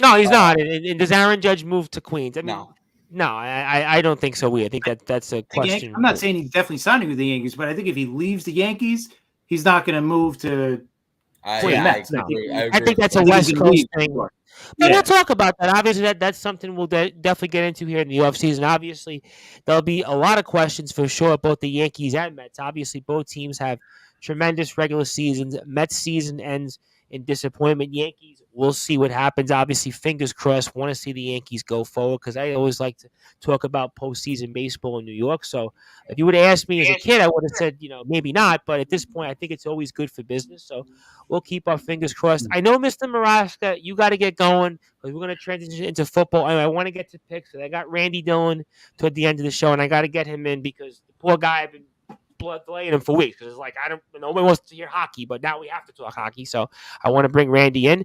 But for you, Mr. Maraska, I want to give you some closing thoughts. Anything else you want to share, say, and obviously, thank you as always. Yeah, I just want to say I'm looking forward to football Sunday this Sunday too. I mean, last week was great, so I can't wait for that. And then except the Thursday night and Sunday night games, those games have been pitiful so far. But when I'm starting to feel better, I'd like to talk some football too. Okay. I have a quick question for you guys. Does anyone think that the Mets talk to Conforto at all? Possible. What? That's actually funny you brought that up, Rob, because I actually was going to bring his name up. I think they do, but what is he going to look for after missing an entire year? Exactly is the question. I don't think so. Obviously, he's a name that's on the outfield market again for 2023 because he got hurt in the offseason and ended up not signing. Yeah, well, it's just something to think about. We could talk about it, I guess, once the hot stove starts and everything. But anyway, thanks for everyone, participating in this contest, the retweets and everything, guys. I got so many, new followers and people wanting to win that. It was like my most successful contest yet. And I'm going to have a couple during football season also. So, that's in the future, the near future. But if anybody wants to talk to me on Twitter, it's R Maraska on Twitter, Rob Maraska on Facebook. Thanks, guys. Great show as always. And I'll talk to you guys next week. Absolutely. And we'll certainly see, obviously, Mets free agents. We'll talk about that for sure. Mr. Maraska, I know you're a busy guy, so obviously we'll let you go off and we'll speak with you next week. Great. Take care, Rob. And that was Rob Moroska. And Anthony Finkel says he wants to see him at Duffy soon. First round of wings on him. Well, we'll see about that one of these days. But definitely always appreciate Rob Moroska. And obviously, again, he announced his contest winner in here. And I see that the Brew Force was moving things around. So I'll definitely get into him first. And I did see the Sportatorium boys here first. Make sure we plug those guys because I'm always checking those guys out at the wee hours because those guys really know their stuff when it comes to football. And the Brew Force, they speak so much better than us, by the way. I have to say that the Sportatorium guys. I hear them do their podcast. They speak really good. No, they speak. You know, Tommy, I think you're taking it too far again. I don't know about that. Right? You know, listen, I say it every week. You know, my guy James Cronin, I love him, but James is this guy. Listen, dude, this guy. He's not on my level yet. He speaks really good. I mean, he's not on my level. He's got some steps to go until he gets to me and Chris and Justin and you. That's for sure. No, I think he's. Listen, I actually told him already on Instagram. I said, listen, you could take the mic over from him. There's probably plenty of people out there that would love to see me give the mic up. I said, you could definitely be my replacement for sure. We'll see. We might have to get one, you know, especially James. He might have to come on the show and talk football with us at one point. All right, so obviously we'll segue into that because I do want to pick some games. I want to kind of get to as many of them as I can because I know Randy Dillon will be chopping at the bit toward the end of the show. I do want to get at least a few thoughts on the NHL season, give him his thoughts. But there it is. And we're going to go to them first. We're going to the Jets first. And before we go to the Jets first, tell us the records here, the Brew Force, and tell us who's on first and who's behind and everything else in between before I get your thoughts on the Jets and the Green Bay Packers. Yeah, well, Chris is dominating. He's up top, as you guys can see, at 45-29. I kind of had a sluggish week. I had a good week last week, but I kind of fell down a little bit. John Gonzalez, who, by the way, hasn't shown up to the show yet, but this will probably wake him up, okay, is inching way too close for me, all right? This is too close between me and John Gonzalez. We're supposed to be contrarians here, all right? But, you know, he's kind of only one game behind. That worries me. You know, Big Fink as well. Justin and Tom are still around, so – and Joey Bostrom, by the way, even though he hasn't picked every week, he's doing pretty it's hard for me to take serious when they're only played or picked far less games than we have, like Billy McInerney and Joe, my old friend Joe Bostrom, when they've only picked far less than we've picked. I just can't take them serious. So listen, we're only separated by 5 games. I'll say this, Tom Bryce. You know, I kind of feel like the New York Mets and John Gonzalez is the Braves right now. He's coming way too close. But to Justin's point, we're all separated by 5 games. Not like we're all really playing. Me and Tom are 40 and 34. It's only 5 back of Chris. Right. So you know, if Chris goes on a little bit of a slump here, it's going to start changing. Hey, listen, every week is another opportunity. So the big thing is that we're all over 500. We're all doing well with that. Yeah, they always say 500. When you want to pick, you always at least want to be above the 500 mark. That's always the way. So that's always good. So this is a big week, though, so we might as well get it started. Well, let's get it started. Let's get started because usually we always go for the Jets at last, but I want to go straight to the juggler because you know what? The New York Jets. The 3-2 New York Jets, and everybody's got Jets shirts on. I probably should have found a Jets shirt somewhere, but I was like, you know what, let me dress nice here, at least for those that might be watching and listening to this. But you know what, the New York Jets, the Brew Force, for the first time in a long time in October, there's some hope. And we're going into Green Bay here, and you know what, as crazy as it sounds, I was speaking with Jet fans here on my travels here the last week, and they were actually feeling like the Jets can go into Green Bay and even win here. I mean, the Brew Force, Mr. Confidence himself. I mean, do we see the New York Jets maybe pull off an upset here and all of a sudden, maybe, just maybe, the New York Jets are for real? I mean, go for it, the Brew Force. Come on. There it is. All right. I was like, what are you doing? A little slow, but all right, listen. Yes, the upset alert is going to happen, all right? And I'm going to be honest with you. This is a last-second switch for me because I had the Packers winning. I had the Jets in the spread. But I think I'm starting to go the other way. I think the Jets are going to win this game. First of all, I want to give a shout-out to my head coach with Plainview, Mike Harris. He's going to be in Green Bay watching the game as a Jet fan. So, wow. I think he's going to be good luck, by the way. So you didn't want to go with him? I wish, but I'm still in debt from the Met game last week. So. Oh, I can imagine. Did he go a part of that Brandon Tierney trip?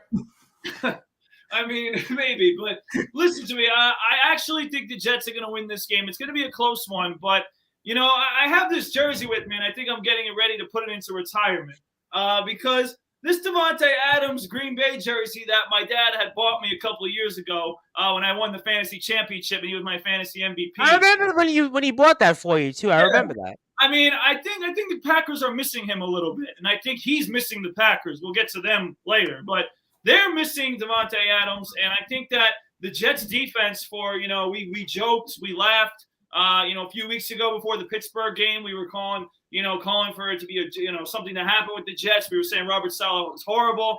I think those things have kind of changed a little bit, and I think we're a little more confident in Saleh and the defense. I think the Jets defense is no joke. This guy, Sauce Gardner, what a pick.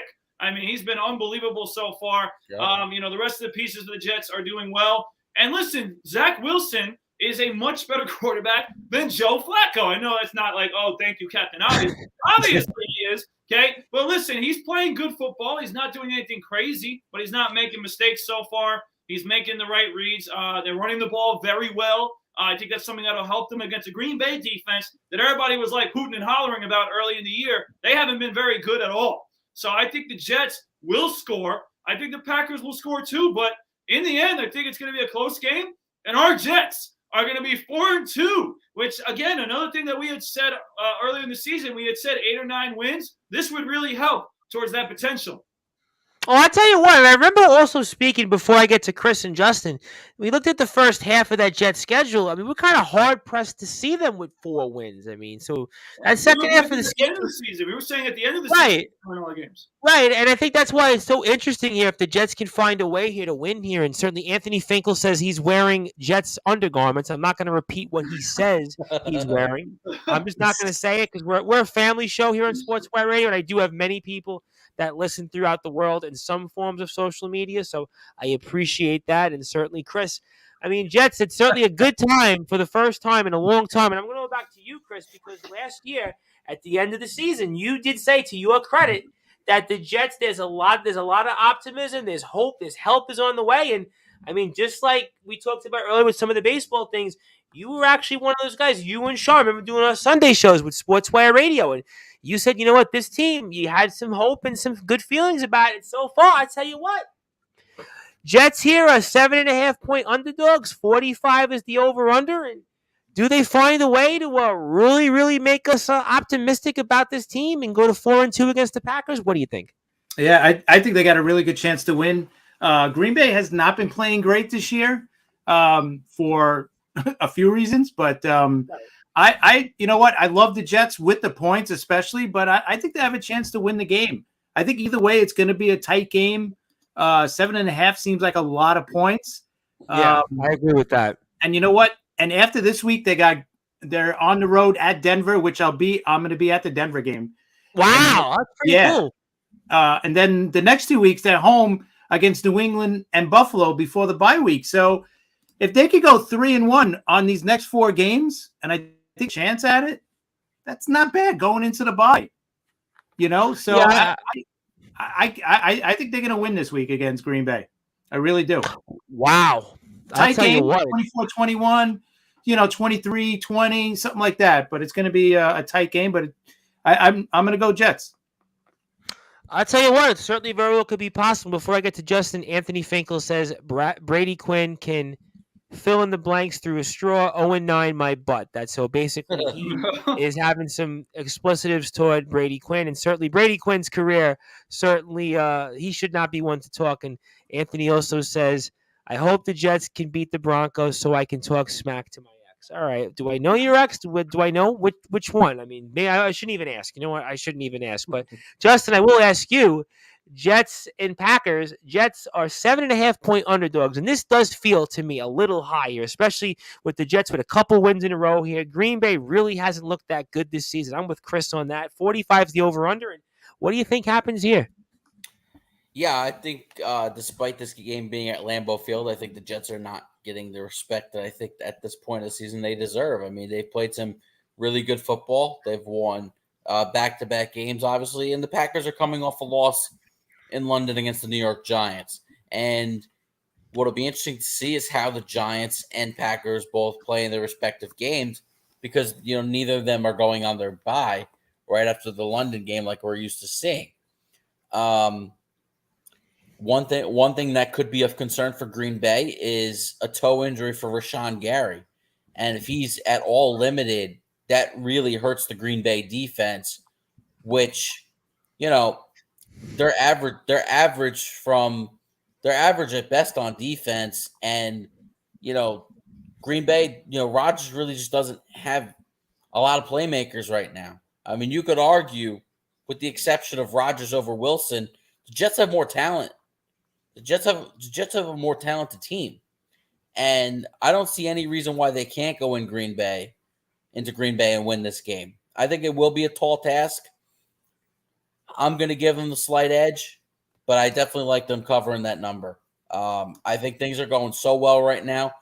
I think they're going to be able to run the ball really well. And after what we saw with Breece Hall last week, obviously Michael Carter as well, the 197 total yards for Breece Hall.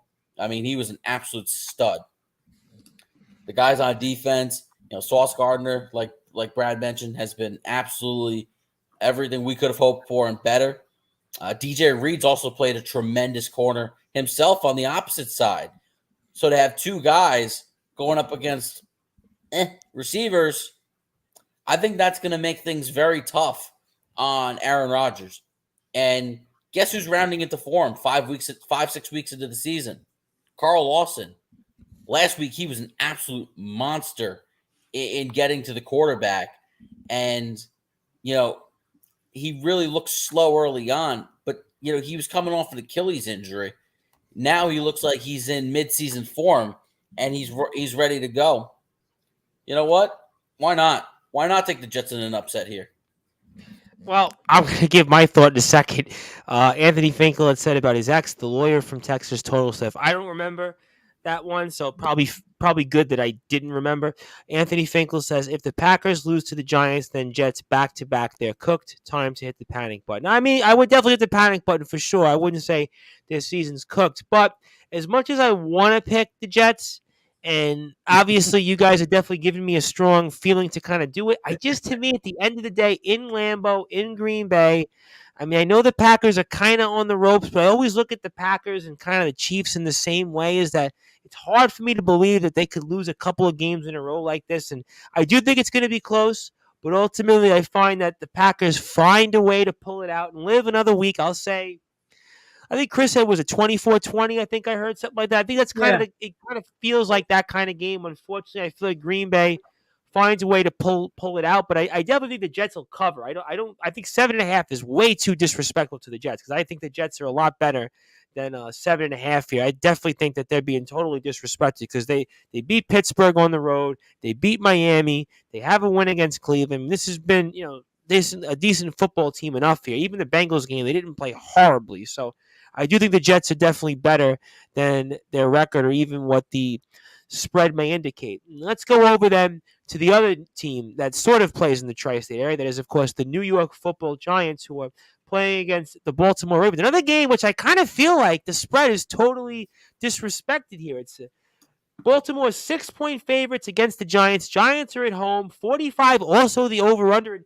The brute force, I mean, what is this here? Is it because the Giants are coming off London? Is that because of the travel? But I kind of feel like another matchup here. Baltimore, to me, I mean, they've really had to find a way to pull a Houdini out against Cincinnati, and they've really struggled at home nonetheless. And I don't think this Baltimore team's that good of a football team. I mean, what do you think happens here with the Giants and the Ravens? I find it such an intriguing spread here, to say the least. Yeah, it's going to be an interesting game. Another, in my opinion, relatively close game. So I am with you with the spread. I do think the Giants will cover the spread. But I will pick Baltimore to win. And there's one big reason why. And I think the big reason for me is Baltimore has been getting beat through the air this year. Good point. Their run defense is okay. They've looked better. But their, passing defense has been their weakness. They've been better over the last couple of weeks against some, decent opponents. So I'm going to say the Ravens win, because Daniel Jones is not going to beat them with his arm. It's very simple. Saquon Barkley's been the main motor of their offense, but through the air, they really haven't been that much of a factor. Daniel Jones is only better than one quarterback completing passes this year, and that's Justin Fields. And that's not Oh my God! Please never bring up his name. I watched. What's with these Thursday night games? By the way, I think at this point they should just never have Thursday night football games again. They're all terrible. Well, I feel bad if there's people out there who don't have Amazon Prime who are paying just to watch these games. So I feel bad. Oh my God! But ultimately, like I said, I think what the difference in this game is going to be that Jones is not going to beat the Ravens with his arm, and the Ravens will have success running the ball against the Giants, and that's why they'll win. All right, fair enough. And Anthony Finkel has a good one. Jets could have had Dable instead of Saleh. Not sure who has the better coach. I mean, we'll see about that. But Chris, I mean, interesting matchup here. Ravens and Jets, and Ravens are 6-point favorites here. Giants are at home. Giants have a huge momentum win, I felt, last Sunday against the Packers. And they're 4-1, and certainly what a start here for Brian Dable. But maybe it's because they're traveling from London as to why the Ravens are 6-point favorites here. But what do you think happens here in this matchup, and who wins? Yeah, you know what? I like the Ravens in this game. I know that the spread seems high, I guess, but I mean, the Giants are, when I look at the Giants have the same record as the Jets, right? When you look at both teams. Well, Giants are 4-1, Jets are 3-2. But right, 4-1. Giants are 4-1. When you look at them, you're like, how are they 4-1? Like, it doesn't make sense. They don't have as much talent as the Jets, right? Jets are 3-2. You think, all right, 3-2, they should even be better than 3-2. But Wilson was hurt the first 3 weeks, so you get that part of it. But the Giants, I mean, it just shows you Dable's doing an unbelievable job coaching that team. That's as simple as that. Guy's a great coach right now. I eventually they're going to have to hit a wall here or something, because I can't see them beating good teams week in and week out. They just don't have the talent. And I think Baltimore, finally their defense stepped it up last week against the Bengals, because they were not doing well for a couple of weeks there, especially at home. They were losing big leads.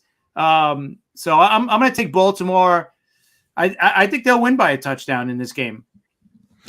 All right, fair point. And Justin here, Ravens, Giants. I mean, Giants 4-1. Who would have definitely guessed that? In Baltimore, I mean, nobody. 3-2, but really, to me, not that impressive so far. Kind of found a way to win against the Bengals and kind of saved face in an okay Sunday night game. It was better at the end of the fourth quarter. But what do you think happens here? I think what nobody's talking about is the fact that, Wink Martindale has seen the most of Lamar Jackson of anybody. And I think if anybody can game plan for slowing down Lamar Jackson, it's Wink Martindale. And I think he's going to be able to do that. And I think the Giants are going to keep this game really close. I'm going to give the Ravens a slight edge in this game, but don't expect Lamar Jackson to have this big game that he's accustomed to having early in the season. But I really think that the Giants – I think that the Giants are equipped to win this game, because they have been able to control the game with the running game, with Saquon Barkley. And you know what? They can really use him out of the backfield, because obviously, let's not sugarcoat it. They're hurting. They don't have a lot of receivers. And, it's going to be tough for Daniel Jones, even with a banged-up secondary that Baltimore has and a weakened secondary. It's really going to be tough for him to kind of navigate the ball through the air. So a lot of Saquon Barkley, and another kid who I like is this kid, tight end Daniel Bellinger, a rookie off to a solid start for them. They need to use him as more of a safety blanket to kind of get the ball out of Daniel Jones's hands, and I think the Giants can make a game of it. I do think that spread's a little bit high. So I would take the Giants and the points, but I do like Baltimore to win the game. All right, and Anthony Finkel says here, Wink Martindale, great name. Yeah, was that a game show host? Wasn't there a game show host with the same name? I'm trying to think, like years back. Maybe I'm missing something here. Joe Dell would probably know. Joe Dell goes on about the Jets, but I'm really going to go on a limb here. I don't know what it is about this Giants team, but I'm feeling good about them. They play good defense. They're in these close games. I know it's Baltimore. I know it's a little bit of a step up for them, but I kind of think something tells me here, even though I agree with Chris, that Daniel Jones really isn't a great quarterback, but he's done enough. And I feel like the term game almost manager is kind of what Daniel Jones fits to a T. And he can run a little bit. I mean, call me crazy, but I kind of think the Giants win, especially if it's a low scoring, let's say 20-14, 17-14 kind of game. So I'm going to go on a limb here. And just something tells me here, Giants win here. And who would have guessed the NFC East right now? You got Philly 5-0, Dallas 4-1, the Giants 4-1. And Anthony Finkel says, Giants killed my parlay last week, those damn blue buggers. Yeah, I think a lot of people definitely had that. So you're not the only one for sure. But I kind of think the Giants are going to find a way and win one here. So I don't know what it is, but definitely the under. I definitely feel like this has totally got under written all over it here. But let's get to it. Another matchup here. A team that, again, I'm going to eat some crow on. That's the Pittsburgh Steelers. And, boy, it seems like the Steelers are finally going to have one of the seasons that they really don't have much in the last, let's say, generation. We're talking about they seem to be on the verge of one of those long, long seasons here in the AFC North. And the Brute Force Bucks 8.5-point favorites here. 45 also over. What about the 45? Everybody's like 45. I see countless 45 games here over under. But Steelers are at home, but I have no confidence at all in the Steelers at this point here, the Brute Force. And I'm not that overly impressed with the Bucks, but I still kind of think that they are favorites. And what do you think here, Bucks and Steelers? I'm glad you've lost some of your confidence, Tom Bryce, because I know that you can't be sitting there saying that the Steelers are going to win 10 games like you did earlier in the season. They ain't winning 10 this year. No, they ain't winning 10. What I could say, because, listen, I've had a tough night. Baseball was bad for me. But I'm on the money, all right? And I'm going to be on the money because I said it in my notes last week when I wasn't here, but I'm going to say it here on the show. The Pittsburgh Steelers will not, I repeat, will not win a game in October. They will be 1-7. As I accurately said on the sports report before the season, I said loss. Okay, and they're going to be 1-7 at the end of the month going into their bye week. And this is just the start of it. Yes, they're going to lose to the Buccaneers. Okay, they got absolutely walloped and destroyed. I was close. I said 38-9 last week. It was 38-3. So I was a little upset that the Steelers couldn't score a few more points to make me look good. But anyway, the Steelers stink. They're horrible. They're bad on both sides of the ball. They can't block for Pickett. They're not running well. Their defense is not good. Everything's bad in Pittsburgh. So they're going to get demolished again. Tom Brady will do his thing. Give me that spread, too, towards the Buccaneers. They'll cover that and win by at least 2 touchdowns. Buccaneers win big. All right, fair enough. I mean, I definitely think that Anthony Finkel seems to agree. Brute force, straight money. Chris, I mean, certainly Bucks big favorites. Steelers definitely look like this could be one of those years that they're heading straight to the NFL draft. Certainly at the top of the list there. And what do you think here in this matchup and anything else you might want to add here? Because I feel like this is going to be just a bad game all around. Oh, I guess we don't hear you there, Chris. Chris. You got me now? Now I got you. Perfect. There you go. Okay. Perfect. Yeah, I think the Steelers are going to have a really bad year this year. A bad offensive line with a rookie quarterback. They can't run the ball, obviously, because of a bad offensive line. Defense is banged up as well. That's not a good recipe for wins. So, yeah, I think Tampa Bay wins big in this game. At least 2 scores.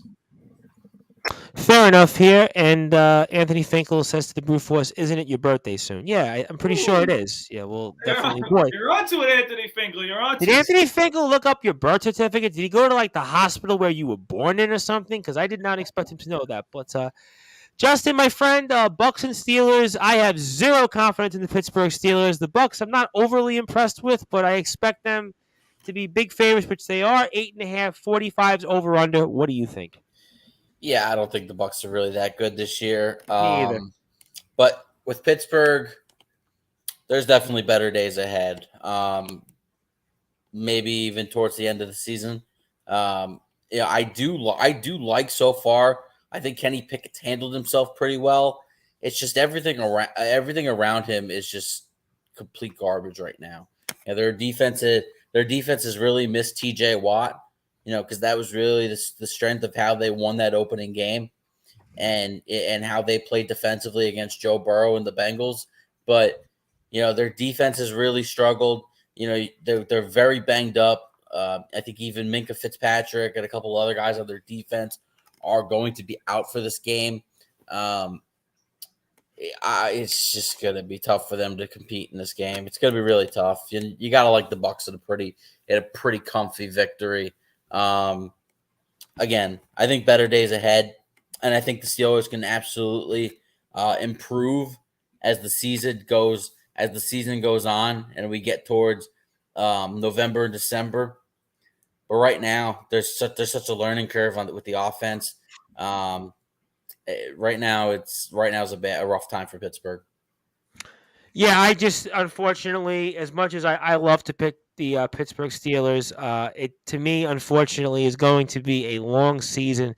This is going to be one of those games. If you have an NFL Red Zone package or an outside type of package that you might have, DirecTV, whatever it is, skip this one. I don't think it's going to be an impressive game. I'm with you, Justin. I do not believe much in the Bucs. I think they'll win that division by default because it's so bad. But I kind of see like 27-10 Bucs, 27-13, something like that, 28-10. I don't know, whatever it is. But either way, to me, it screams Bucs win going away. And another intriguing matchup here: Bengals and Saints. Kind of 2-point favorites here. The Bengals are. Saints are at home. 43 is the over. This is kind of like a tough one to match up with. I really have to say this is a tough game to pick. And the brute force, I mean, Bengals and Saints. I mean, what do you think here? I'm not ready to press the panic button toward the Bengals, but I'm really not that impressed with them so far. And the Saints are kind of where they kind of were last year, I guess. I mean, somebody has to win, I guess, 8 games in that NFC South. And what do you think happens here in this matchup? Yeah, well, it's not going to be the prettiest of matchups either in this one. It's two teams that are relatively similar in the way they're playing this year. Obviously, the Saints, they've had the quarterback carousel this year, with Winston being hurt and Danny Dalton in there. And last week, you see Taysom Hill do a lot, not from quarterback, but just specifically in the game, to impact the game. So that helped them beat the Seahawks. But you can't forget, by the way, that the Saints, who have been, notoriously known for their good defense, led up another 30-something points to the Seahawks last week. I know the Seahawks deserve a little more credit than what we've given them, especially Geno Smith, who we were trashing earlier in the year, has actually been pretty good. I mean, who would have guessed Geno Smith, the Geno Smith revenge tour? I mean, seriously, who would have guessed this? Listen, I can't put any bad shade on Geno Smith, but what I will say is the Saints defense is not the same defense, in my opinion, that's been in the past. They haven't been the same. And I think the Bengals, they did look better over the last couple of weeks. They're not great. Their defense didn't look bad against the Ravens either last week. So I'm going to take the Bengals. I think this is a field goal game, though. So I will take the Bengals with the spread since it's -2, my apologies. So I will take the Bengals. I do think there's one little thing that we forget. If there's any stadium that Joe Burrow likes to play in his history, as a collegiate player mainly, but in general in Louisiana, it is the Saints Stadium. So I think that Joe Burrow goes back to a place he's very comfortable, and he gets the job done. Fair points there. I kind of agree with most of them. Chris, Bengals, Saints, two teams kind of in the same spot. Not really overly impressed with the Bengals. Saints kind of, I guess, are that second team in the NFC South, but not really saying much. What do you think happens here? Yeah, I'm gonna go Cincinnati. I think they're the better team. I know it's in New Orleans, but Michael Thomas, I think, is out for the game. Yes, they're a little banged up, right? Is Olave playing? I think Olave's out too, right? He's out too. I haven't seen that confirmed yet.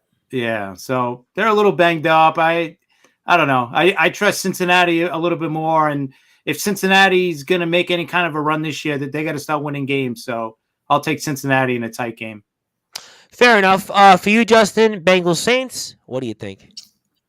I'm actually going to take New Orleans here. And the reason why is one of the things that the Saints did last week is finally go back to deploying Taysom Hill. And we kind of saw the impact that he had on the game.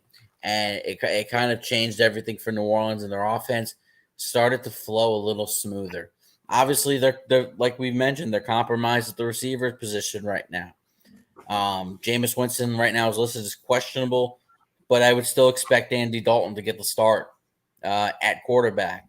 But deploying Taysom Hill to kind of have that like Swiss Army knife with Alvin Kamara could really, I think, put a lot of pressure on this Bengal defense. And it's going to be a really tight game, but I think New Orleans at home, I think they get it done. I don't really care much for their defense. I don't think it's great, but you don't even have to have a great defensive line to get after Joe Burrow. They just feel like such a mess on the offensive line. You know, he's one of, if not the most sacked quarterback in the NFL. I just think there's a lot of issues right now with the Bengals, and I think on the road in New Orleans, and Brad, you're right. Joe Burrow loves playing in that Superdome, but this time they're not going to be cheering him on. They're going to be cheering against him, and that is a very tough crowd. It's one of the toughest crowds in the NFL. So give me the Saints at home. Absolutely. You know what, Justin? I'm kind of in agreement with you. For whatever reason, I'm just not impressed with this Bengals team. I don't know if it's Super Bowl hangover. I don't know if it's schedule. I don't know what it is. And I'm really never impressed with the Saints to begin with. But I just think they sparked some life in that offense by redeploying Taysom Hill the way he had been used the last couple of years. And that really got them going. I kind of think that the Saints are going to end up around where they were last year, like 8-9, and this is probably one of those games that's probably going to get them there. I don't know what to make of the Bengals. The only thing I think that saves the Bengals is that division shaping up to be not that great. So yeah, maybe they'll there's find not a way. really a good team in that division. No, it's going to 10-7. I think will definitely get you that division. I don't think anything more than 10. So yeah. Maybe they can turn it around, but I kind of think the Saints are going to pull out an upset here. Maybe 24-21, something like that. I'm with brute force. Fair. Field goal type of game here. And another matchup with two teams I guess really can't seem to figure out here, and that's the Colts and the Jaguars. Colts 2-point favorites here. 42 is the over-under, and the Colts kind of have a weird record, and the Jaguars kind of took a little bit of a step back. And what do you think happens here, the brute force, in this matchup?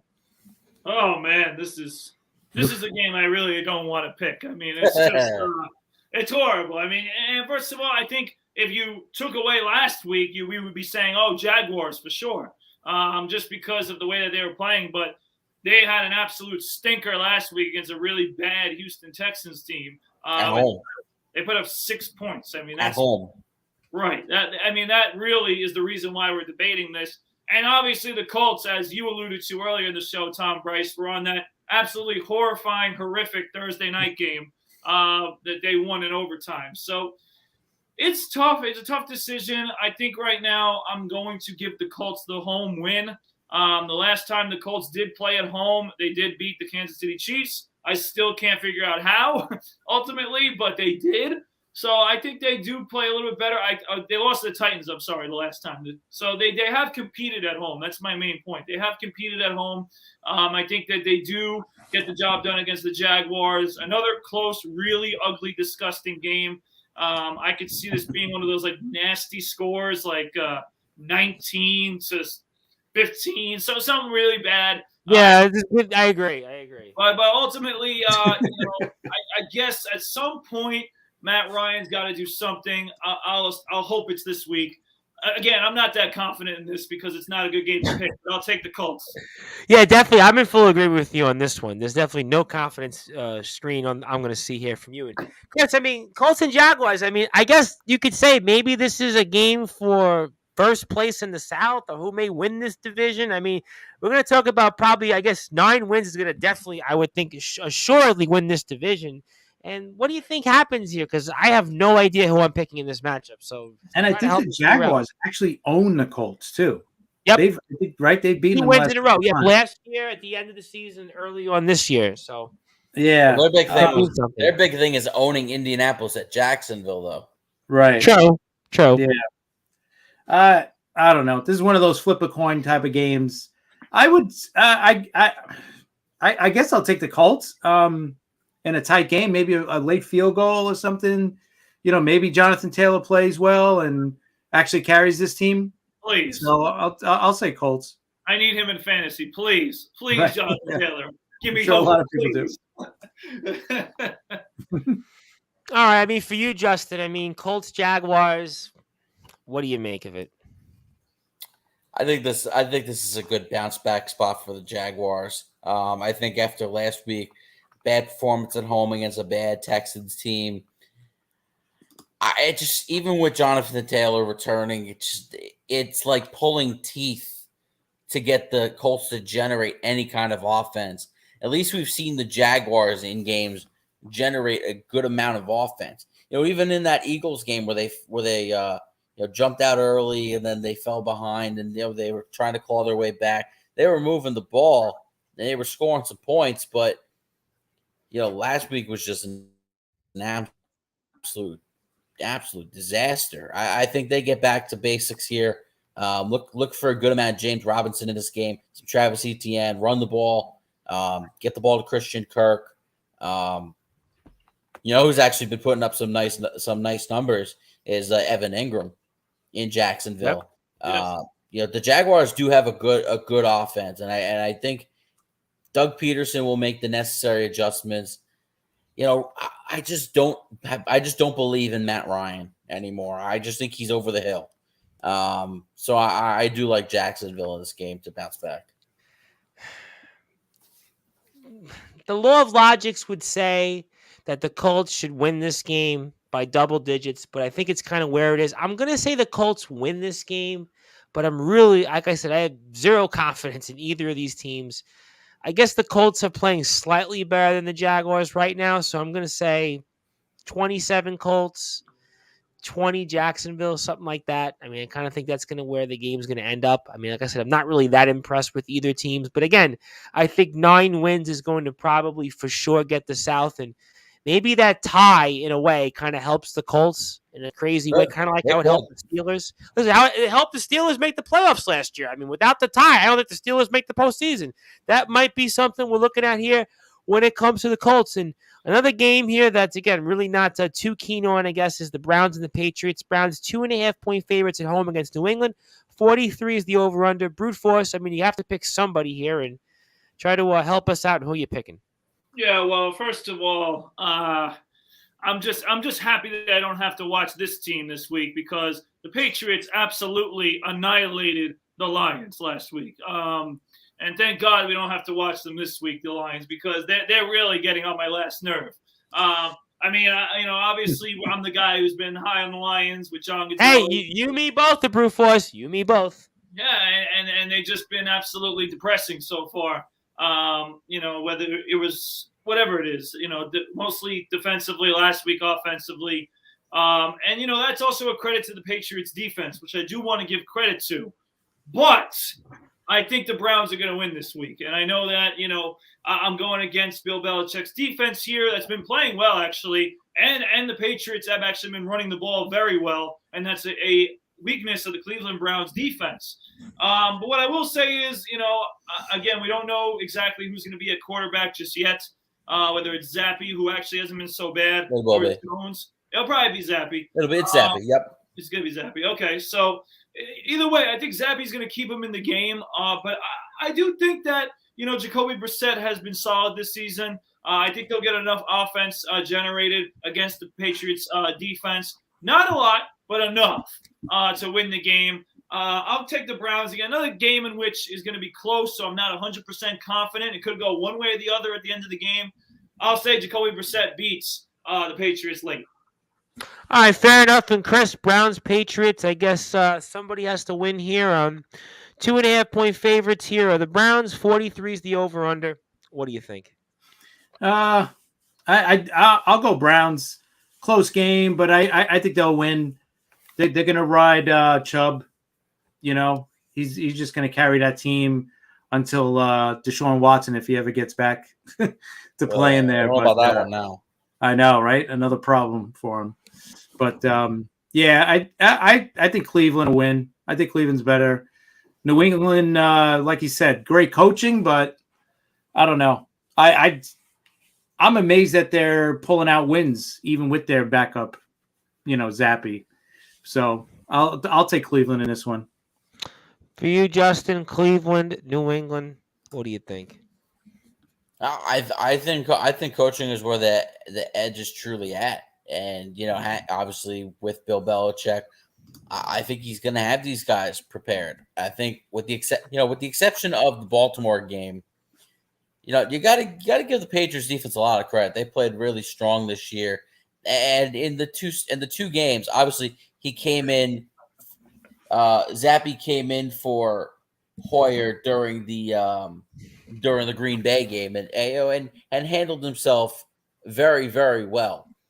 And obviously with the win over Detroit last week, now obviously they'll be missing Damian Harris in this game, but once Damian Harris went out, you saw Ramondre Stevenson really run all over that Detroit defense.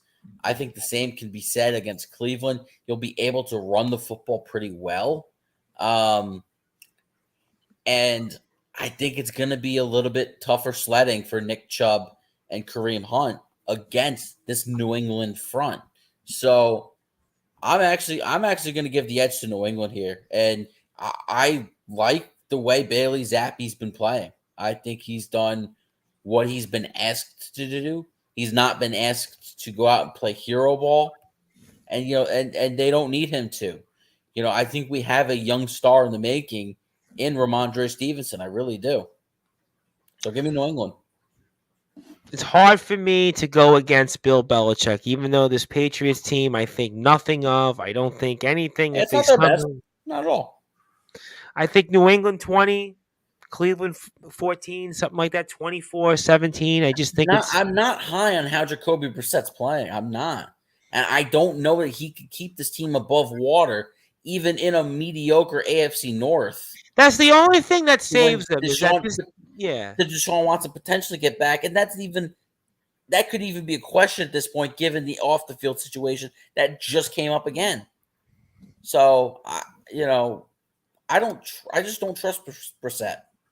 Yeah, I don't know. Something tells me here. I know Cleveland's in a weak division. They'll probably hang around by default, but I just think at the end of the day, New England, they're still New England, and until otherwise, I'll say New England pulls it out, and at least they keep their season relevant for a little while longer. And in a very, very intriguing matchup here, the Brewforce. Finally, I get a good game here to talk about. I haven't had that many of them here so far in these games we've gone through here on Sportswire Radio. And, of course, shout out to John Gonzalez of the Sports Authorities group. And you can follow the Sports Authorities group on Facebook at Sports Authorities. And Anthony Finkel says, I'm not even going to repeat what Anthony Finkel said because I can't repeat it. But I'll talk about the Vikings and Dolphins in the meantime because the Vikings, 3.5-point favorites here. Dolphins are at home. 46 is the over-under. But the Brewforce, I don't know what it is, but I almost feel like maybe the Dolphins season is going to be a tale of two seasons because without Tua, it's kind of hard for me to pick. I know Bridgewater's okay, but I do believe in momentum and sort of different things that kind of align. But Vikings, maybe this is their year, the Brewforce. And do the Vikings maybe kind of put some distance between themselves and teams like the Green Bay Packers, or does Miami come back here and show why they were 3-0 early in the year? No, I think the Vikings continue to spread the division lead with the Packers because, as we talked about earlier, majority of us are picking the Packers to lose this week against the Jets, and I think the Vikings win this week against the Dolphins. And I'm not every win the Vikings have is close. They're never like winning games by 2 touchdowns or even a touchdown. Everything's close. So they will be close again, in my opinion. So that'll be something we talk about. But ultimately, we could talk about the Miami Heat, sunshine, and how it's been a challenge for some teams to go down there and play well. But, in the end, Kirk Cousins has actually been good in games that are not in prime time. And this is another one that's not in prime time. So he's going to have success. He has his weapons with him. I think this is a big game for Jefferson. And I think on the other side, the Dolphins just are not going to be able to manufacture enough offense with, I believe it's not even going to be Bridgewater. It's going to be the rookie. Skylar Thompson's getting the starter quarterback. Yeah, Thompson. So I can't trust no Thompson. Okay, he's not Clay Thompson. He's some other Thompson. All right? He's not even his father, Michael Thompson. So. Well, listen, the other Thompson on the Dodgers is playing well. He ain't even him. So I know that. I was. So that was listen, this Thompson ain't going to get the job done. The Vikings, I think, are sniffing the Packers struggling and wanting to take advantage of that. And, for a team that I was a little bit down on early in the season, I think I'm turning all the way back the other way. And I'm saying the Vikings are going to win this division. I think they're on their way to doing so. And shout out to my Uncle Rob. There you go. I knew. I was waiting for the Uncle Rob mention. I was definitely shout out because I think the Vikings are going to win the North. Oh, I'll tell you what, it's looking good so far. And for you, Chris, I mean, Vikings, it almost seems like the signs are saying maybe this is their year, but does Miami kind of come back in here and maybe put their season back a little bit with the rookie quarterback? What do you think? Yeah, I don't think this is Minnesota's year. I think they could win the division, but I don't see them going far in the playoffs because they're going to eventually play a primetime game, and we all know what's going to happen with Kirk Cousins, right? Yeah. So, but I think they should be able to beat a third-string rookie quarterback, right? Making his first start, basically. So I'll take Minnesota in this game. For you, Justin, Vikings, Dolphins. Vikings 3.5-point favorites. 46 is the over/under. Dolphins are at home. What do you think? Yeah, I think aside from starting Skylar Thompson, I think the biggest problem that the Dolphins run into is the fact that, Minnesota's done an admirable job against the run this year, and I think that's kind of what they're going to have to rely on. We saw last week Raheem Mostert break off some runs against the Jet defense, and they're going to have to rely on him. You do have to monitor the health of Tyreek Hill. I know he's been battling, some lower body injuries over the last couple of weeks. Obviously, he'll still be out there, but at what point can they? What point is he compromised to the point where it's going to hurt the team? I'm not sure about that. You still have some good weapons on the outside, but it's going to be about seeing if Skylar Thompson can get them the ball. I just don't know against this Minnesota defense if they're able to do that. And I think they're going to be able to do. They're able to do enough. I mean, we saw the way that Breece Hall diced up this Dolphin defense last week. I could certainly expect Dalvin Cook. Well, he might not be the receiving threat that we saw from Breece Hall. I think Dalvin Cook can absolutely slice and dice through this Dolphin defense on the ground. And then you also have Alexander Madison, one of the better backup running backs in the league as well. A great running tandem. And, it remains to be seen. I don't think Xavier Howard's going to play in this game. What you know what that means? 9 catches, 150 yards, 1 or 2 touchdowns for Justin Jefferson. That's what that means. And, he's one of the more unstoppable he's probably the most unstoppable wide receiver in the game. You could debate him or Cooper Kupp as the best receiver. I just don't see how Miami can stop him. And, Brad's right. The Vikings could dominate a game. Game ends 27-24. Because they just find a way to let teams back in it. But I think Minnesota holds on. I think Minnesota comfortably wins here. I'd say 30-20, something like that. 30-17. They don't win comfortable. I know, but this Miami team, though, with the rookie quarterback, I'm not quite sure what to make of them. And I kind of feel like, for whatever reason, Minnesota's got a little bit of momentum. So I feel like I still think Minnesota wins by 10, even though Miami, I don't think is that bad of a football team. And I think that they will get back on track. But you can't miss 2 of your quarterbacks and expect it's a quarterback to win. issue. It's a quarterback issue. That's my point. Sure. That's why I think at the end of the day, I think Miami wins here. So, I mean, that's one matchup here that I'm excited about. Another matchup here, I guess that maybe it's for the better. They're going to not start with the Brute Force Brad Weiss here, and that is the San Francisco 49ers and the Atlanta Falcons. 49ers look like they're taking control maybe of the NFC West right now a little bit. They're 5.5-point favorites. 44.5 is the over-under. And Chris, I'll go to you. I mean, what do you think happens here? 49ers, Falcons, and 49ers, I think defensively, they've played as good as anybody in the NFL this year, and offense is what it is. But what do you think? I think 49ers win big. I think they're rolling right now. I think they're probably the best team after the Philly in the NFC right now, and I think they're going to win their division with the Rams not playing so well. So yeah. I'll take San Fran. For you, Justin, 49ers, Falcons, 49ers 5.5-point favorites, 44.5 over under. Yeah, I like San Francisco pretty comfortably here. They're starting to click on all cylinders, and you kind of see with, Jimmy Garoppolo back in the fold, how the offense is supposed to be run. The running game has been good. Obviously, without Elijah Mitchell, they're relying on Jeff Wilson Jr. You're using Deebo Samuel, obviously, in the run game as well as the passing game. And George Kittle is back healthy. So, the 49ers kind of seem to be clicking on all cylinders, and their defense is fantastic. The San Francisco defense is one of the best in the National Football League, and they're a team to be reckoned with. They're a team that can absolutely end up in the NFC title game again because they are that good. They may very well be the best team in the NFC West. I think they can be. We've seen their head-to-head dominance over the Rams, aside from the championship game last year. There's no reason to think that the 49ers aren't the best team in the West right now. And the Rams have a lot of problems. So, I could see San Francisco taking a chokehold on this division. And in a matchup here against Atlanta, I think this favors them very well. I like San Francisco pretty comfortably. Brute Force, 49ers, Falcons.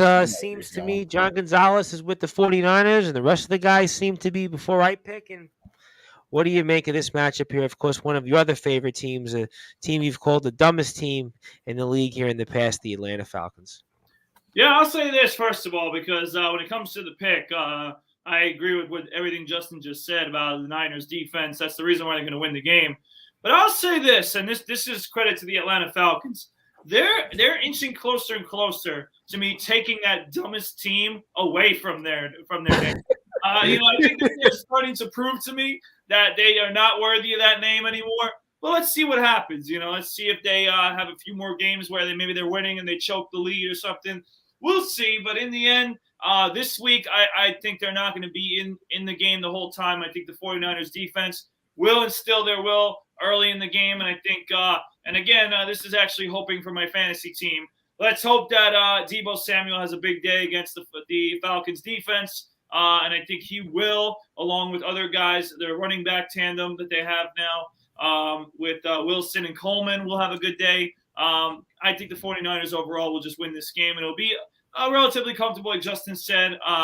Maybe it'll be high, a decent amount of score, maybe like 30-16. You really think so? The 49ers have only given up 61 points so far. In Atlanta, while they score, I see like a 24-10. I don't see San Francisco. Yeah. I don't see San Francisco like that impressive offensively. I think the only way they score over 30 is, which is possible because of a defensive score, which they're every bit capable of. Right. But you know what? The Falcons have been a pretty competitive team so far this year. Well, even last year, for all the brute force. But you know what? They're running it such a buzzsaw with this defense. It's just going to be hard for Mariota to do a lot in this game. I'm going to go for San Francisco 21, Atlanta 10, 13, something like that. I think 49ers definitely win. 49ers definitely will put themselves, I think, in a position that they will return to the postseason for sure. Anthony Finkel says Rams looking like lambs. Well, we'll see. And also John Gonzalez says, let's not get that in love with the Niners. They look like garbage against Denver. You know what? They really, offensively, they've obviously speak for themselves. So I'm in agreement with you, John. I think they'll make the playoffs, but I don't know what they'll do in terms of after that. But you can say that about any team for sure. Listen, if I hate giving Denver credit because they've looked like an absolute trash team early in the season. Oh my God, we have to see them again on Monday night. I'll give them credit. For the most part this year, their defenses look very good. Listen, I just want to say one more thing before we get to the Rams and Panthers matchup. Can we please no longer see the Bears and the Broncos on prime time? Can we seriously? I got bad news for you. Can we seriously? I got bad news for you. The Bears are on Monday Night Football next week. I know you talked about the Broncos this week. Seriously, please. I would rather see the Giants, honestly, more in prime time. I'm glad you said that because I thought you were about to say the Steelers. Please don't you say that because John Gonzalez, you want to talk about garbage teams? You were hiding behind the steel curtain early in this show. All right, you were hiding. All right, let me open back up. Okay, you missed the Steelers segment. That is a garbage team, and you need to know that, John Gonzalez. Well, they're looking bad this year. And before we get into Randy Dillon, I want to pick one more game, and then we'll go shotgun on the other 2 games before we get, 3 games before we get to the end of the games here. And Rams, Panthers, brute force. I would imagine here Rams are big favorites because, well, the Panthers finally sacked Matt Rule here after a long overdue. I think that was going to happen. And I would imagine here Rams at home. Rams have definitely struggled, and I would have to think the brute force, this is kind of the week where the Rams maybe get a little bit of medicine that they need to kind of get themselves back on track. I think the Rams are going to win, but I actually see this game going very similarly to the game against the Atlanta Falcons they played earlier this season at home. I think that the Rams are going to get off to this big lead. Everybody's going to be like, yeah, all right, the Rams are, coming back. They look better. And then the Panthers, who I think actually will play a little bit inspired because of the Matt Rule firing. And I actually think they're going to play better behind P.J. Walker instead of Baker Mayfield. So I think that, Walker being in there with the firing of the coach is going to keep them relatively, again, early in the game, they'll be out of it. But I think they're going to at the end, close to the end of the game, they're going to cover that spread. It's not going to be, I think it's 10.5 right now, Tom Brady. 10. I got 10 according 10, to the paper. Okay. Either way, I think that the Panthers will sneak in late and lose by like 8 or 9 points. And I think that's in credit to their, a little bit better play behind Walker, and also because of the loss of Rule, they won't win, but they won't lose by more than 10 points. Chris, the brute force tries to make a compelling argument here, but I would have to scream here. This is the matchup where the Rams would at least get a little bit back on the winning column and on track to where they should be. What do you think, though? Yeah, Rams all the way. Carolina fires their head coach. They're going to be a mess the rest of the way. They're probably going to start trading players. 100%. This screams like they're going to be going right to 3-14 or something like that. Yeah, they're going to be a mess. So Rams all the way. Easy pick. For you, Justin, Rams, Panthers, anything else to add further? Well, I'll tell you one thing. There's nothing easy about the Rams this year. They've been horrendous at cover. Even last year, and the year they ended up winning the Super Bowl, they've been horrendous at covering these big spreads. They're 10-point favorites in this game. I doubt they cover that. It's just they just have not this year. They have not looked good at all. I do think they end up escaping with a victory at home. Be interesting to see what is actually going on with the whole Cam Akers situation. He's apparently away from the team with some personal stuff going on. You're going to have Darrell Henderson lead the charge in the backfield. And, their offensive line is just an absolute atrocity. And when you have a statue like Matthew Stafford, who's not a mobile quarterback, it creates a lot of problems. And it really could be one of those 20-13 ugly looking games. I mean, I'm just not. And the Rams defense, they're just going to absolutely dominate PJ Walker. But I don't trust the offense right now. I really don't, because their offensive line has been absolutely horrendous. So it's going to be close, but the Rams get away with a W. I think Rams are going to comfortably win. I don't know, 28-14, 28-10, something like that. I just think, to me, this screams that the Rams will get a little bit of the medicine that they need. I'm with John Gonzalez. I'm not overtly. Listen, both teams that went to the Super Bowl last year, I don't know if it's a hangover. I don't know what it is, but they definitely don't look impressive. And they miss Andrew Whitworth as an anchor to that offensive line. I mean, he retires in the offseason. Their offensive line is an absolute shambles right now. And Matthew Stafford, I talked about Joe Burrow being one of the most sacked quarterbacks in the league. Well, the same thing could be said for Matthew Stafford. And Matthew Stafford's making some very dumb decisions. Well, he's reverting back to the quarterback at times. Because he doesn't have the time in the pocket, and he's rushing a lot of throws, and he just looks completely off. All right, let's go to one more game before I get Randy Dillon in, because I want to get Randy. Randy's been waiting patiently, and he's looking to talk some hockey, and I kind of want to get at least a few minutes in the NHL. So we'll go one more game, and then we'll go kind of quick on it. Cardinals, Seahawks. Cardinals 2.5-point favorites. 50.5 is the over-under. Well, we're going to get to those three the last. That's going to be our main event games. The Sunday night game, the Bills Chiefs. That'll be our last ones. We'll do a few minutes here because I really want to spend time at least on the Eagles Cowboys game. Very excited about that matchup. But brute force. I mean, Cardinals Seahawks. I mean, Geno Smith's played great. Cardinals, I guess, I don't know what to make of them, but somebody's got to win here. And what do you think of the brute force in this matchup? Yeah, I think this is actually going to be a high-scoring game. I think that the Cardinals are destined to score a lot of points against the Seahawks, and I think the Seahawks behind Geno Smith are not a joke, as we alluded to earlier. I think Geno Smith is playing good football, and I can't, throw shade on him anymore. What I'll say is that I just think this is going to be a very close game late down the stretch. And the one thing we haven't really seen from Geno Smith is coming through in a late game situation in a close game. And I simply think that it's going to be close. Geno's not going to come through. Kyler Murray will, similar to the Raiders game, he will come through at the end, make a play. And I think that this win is going to be very big for Arizona because if they can get this win, next week sparks a new day for Arizona. Not exactly for their team as a whole, but getting DeAndre Hopkins back next week I believe they're on the Thursday night game next week with DeAndre Hopkins. That'll be a better matchup. I think it'll be a better matchup.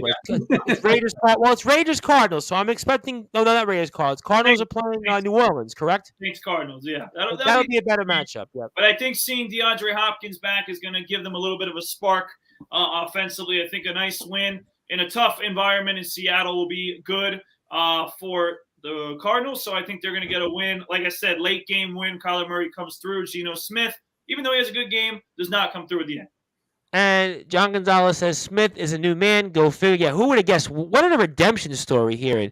And John Gonzalez says the only reason the brute force picks Arizona is because he looks like Cliff Kingsbury. I feel like I've heard that before from somewhere. I don't know why, but I've definitely heard that here. But Chris, I kind of feel like for whatever reason, one of these teams here, maybe they'll salvage their seasons and kind of maybe at least make it interesting for a wild card spot. Somebody has to win here. Seahawks are at home. I would imagine it'll be a very loud crowd there, and Geno Smith's played well. Who would have guessed? And what do you think here, Chris? I'll take Arizona. I know. Somebody has to win. I think I'll take Arizona. I still don't trust Seattle, and I think Arizona's due for a big game. They've been struggling, so they're bound for a good game eventually, right? So I'll take Arizona. I don't know. All right, fair enough. For you, Justin? Yeah, I think this could be the highest scoring game of the week. I think both quarterbacks are really going to be slinging it around the field. And I slightly like Arizona in this game. I think they'll make just enough plays to outscore Seattle in this one. I don't know why, but I kind of think for whatever reason this Geno Smith redemption tour continues. In fact, he's probably actually playing the best football of his entire career. I even forget about with the Jets with us. So this is easily, I think from a statistical standpoint, the best football he's played in his career. And for whatever reason, I think it's going to continue. And I think Seattle wins in a shootout. I think it could be very well the highest scoring game. I mean, Buffalo and Kansas City, we'll see. We'll get to that in about 5 or 10 minutes. We'll play around with those last 3 games for sure. The 4:25, the Sunday night, and the Monday night games. At least 2 of those 3 games will definitely be good. But I think Seattle finds a way and wins. And again, another division that not quite sure what to make of it. But I think Seattle wins and maybe 31-28, 34-31. It'll definitely be a very, very good game. And we're joined here now by Randy Dillon. Of course, Randy waiting here patiently. Good to have you here, Randy. I know you and Justin did a NHL preview for us here on sportnarium.com/player on Sportswire Radio. So give me some early storylines we should be looking for here. I know the Islanders have signed Matthew Barzal to a long-term contract. I know, obviously, Rangers been spoken about here quite a bit. Pittsburgh Penguins, obviously. I heard you and Jen Sheffro, my old friend Jen Sheffro. You did a podcast with her not that long ago. But give me some storylines here for a few minutes on the NHL I can look forward to. Thanks, Thomas. Great to be back, fellas. I know it's been a while here. So the storyline I'm going to kind of look at going in, starting off the season, the injury right now to Patrick Laine to the Columbus Blue Jackets, where Patrick Laine, the big talk was Johnny Gaudreau signing in. There's going to be a high-scoring duo between the two players. And now Patrick Laine is hurt out for a month. How does it affect the Jackets. Justin, he's had Columbus as being a dark horse to get top 4 in the Metro. Without lining now, how they're going to give him that offense. The other stories I'm kind of looking at is, one, you can look at the LA Kings slow start. The other one is, I might be a little biased here, but the Washington Capitals, they're 0-2 to start this season, not the start they want. And if they get on a very slow start, I know Peter Laviolette is one of those coaches on the hot seat. I honestly, this is my hope as a Capitals fan. If they get on to like a horrible start, like 1 win or 2 wins in the first 10, I honestly believe Peter Laviolette will be fired, and then somehow Barry Trotz may be back coaching the Washington Capitals. That's kind of wishful thinking, though. I mean, the Capitals to get off that slow of a start. Peter Laviolette, in his own right, a Stanley Cup winning coach, and I mean, I realize that you're right in a sense that he's always had kind of a short leash as a coach. He doesn't last too long in too many places, but I mean, I'm kind of skeptical that the Capitals would get off to that slow of a start. I mean, 2 games I can't get that excited about. I mean, the only thing I say that, Tom, is the power play's been garbage for this team. And even last year, the power play was bad. And this is a talented team. Yeah, they had some injuries, but they bring in a guy like Dylan Strome. They bring in a guy like Connor Brown to help fill those voids. I like the Strome move. I did like the Strome move. They're still not clicking. So something has to give here. Does Blaine Forsythe, the assistant coach, go, or do they make a change altogether? But the expectation I gotta believe for the Capitals is to make a deep run with Peter Laviolette. And the one other thing I want to talk about, because I know quite a few guys are Islander fans, is we saw the debut of Blaine Forsythe coaching his first game at the Islanders. Blaine Lambert, yep. Yep, Blaine Lambert. I don't know why I said Forsythe. Not a bad effort for the Islanders.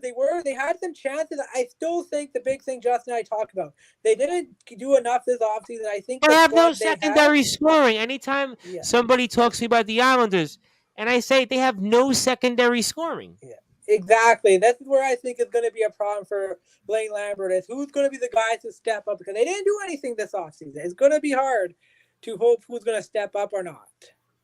And I think that's a problem with this team, because you're looking for that guy that you can pair up with Matthew Barzal. They have a lot of guys. Again, I say that I'm like a broken record the last couple of years.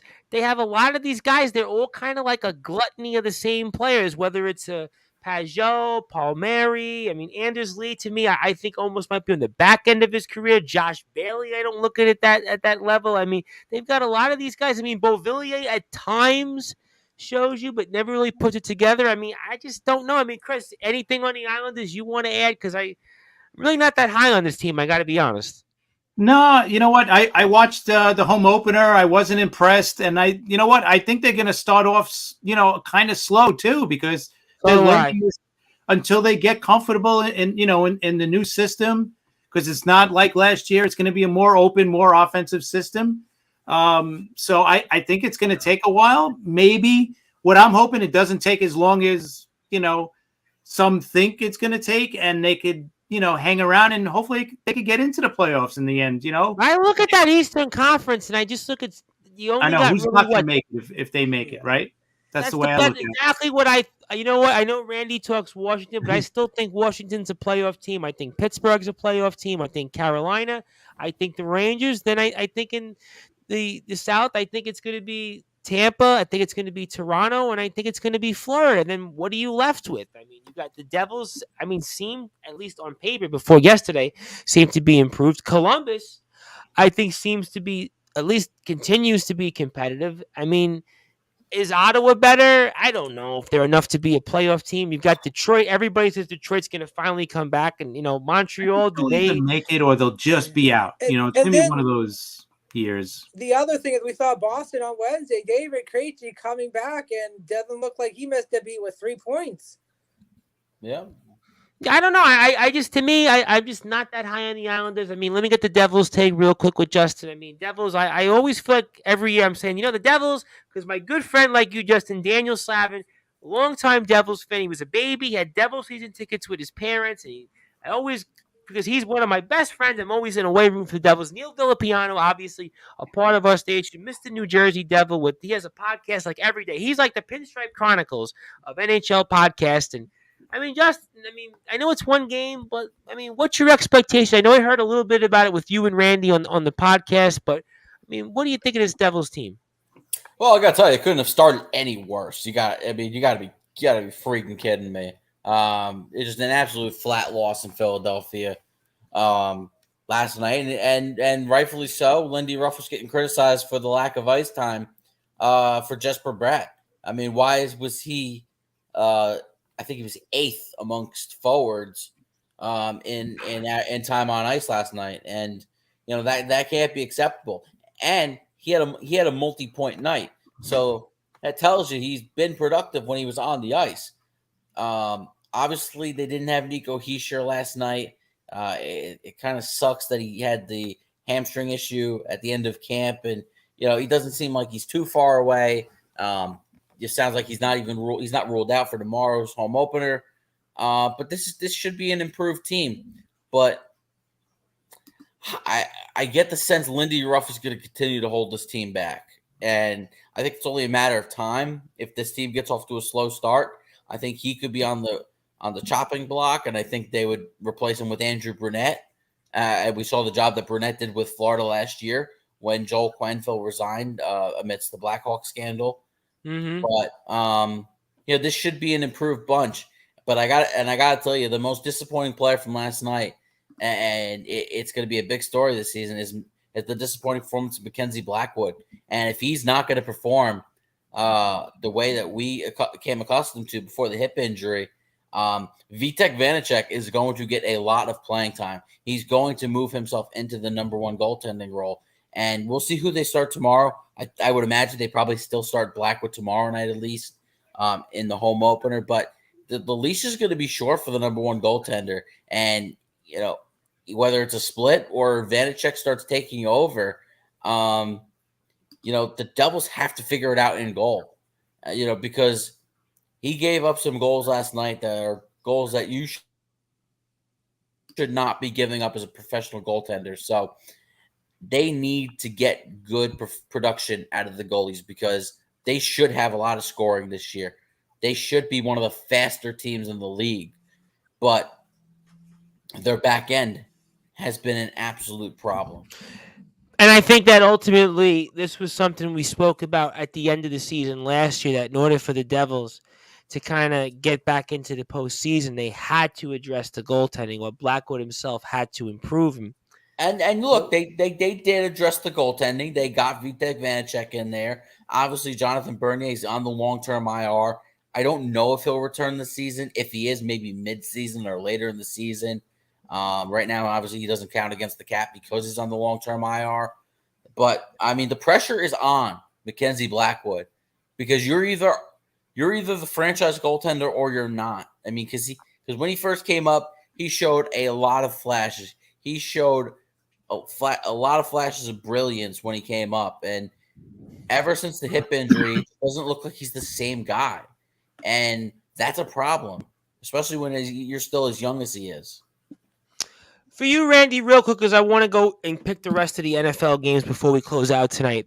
Justin made a good point, and I kind of heard you talk about it earlier on with Laviolette, but who are kind of the coaches that are on the hot seat very quickly? The coaches that are definitely on the hot seat, Lindy Ruff and Peter Laviolette are two coaches. You can definitely see the temperatures turning up. Bruce Boudreau in Vancouver is a little bit of an interesting situation there as well. I know he did a great job last year, but the expectation for this Canuck team is to compete and to perform very well.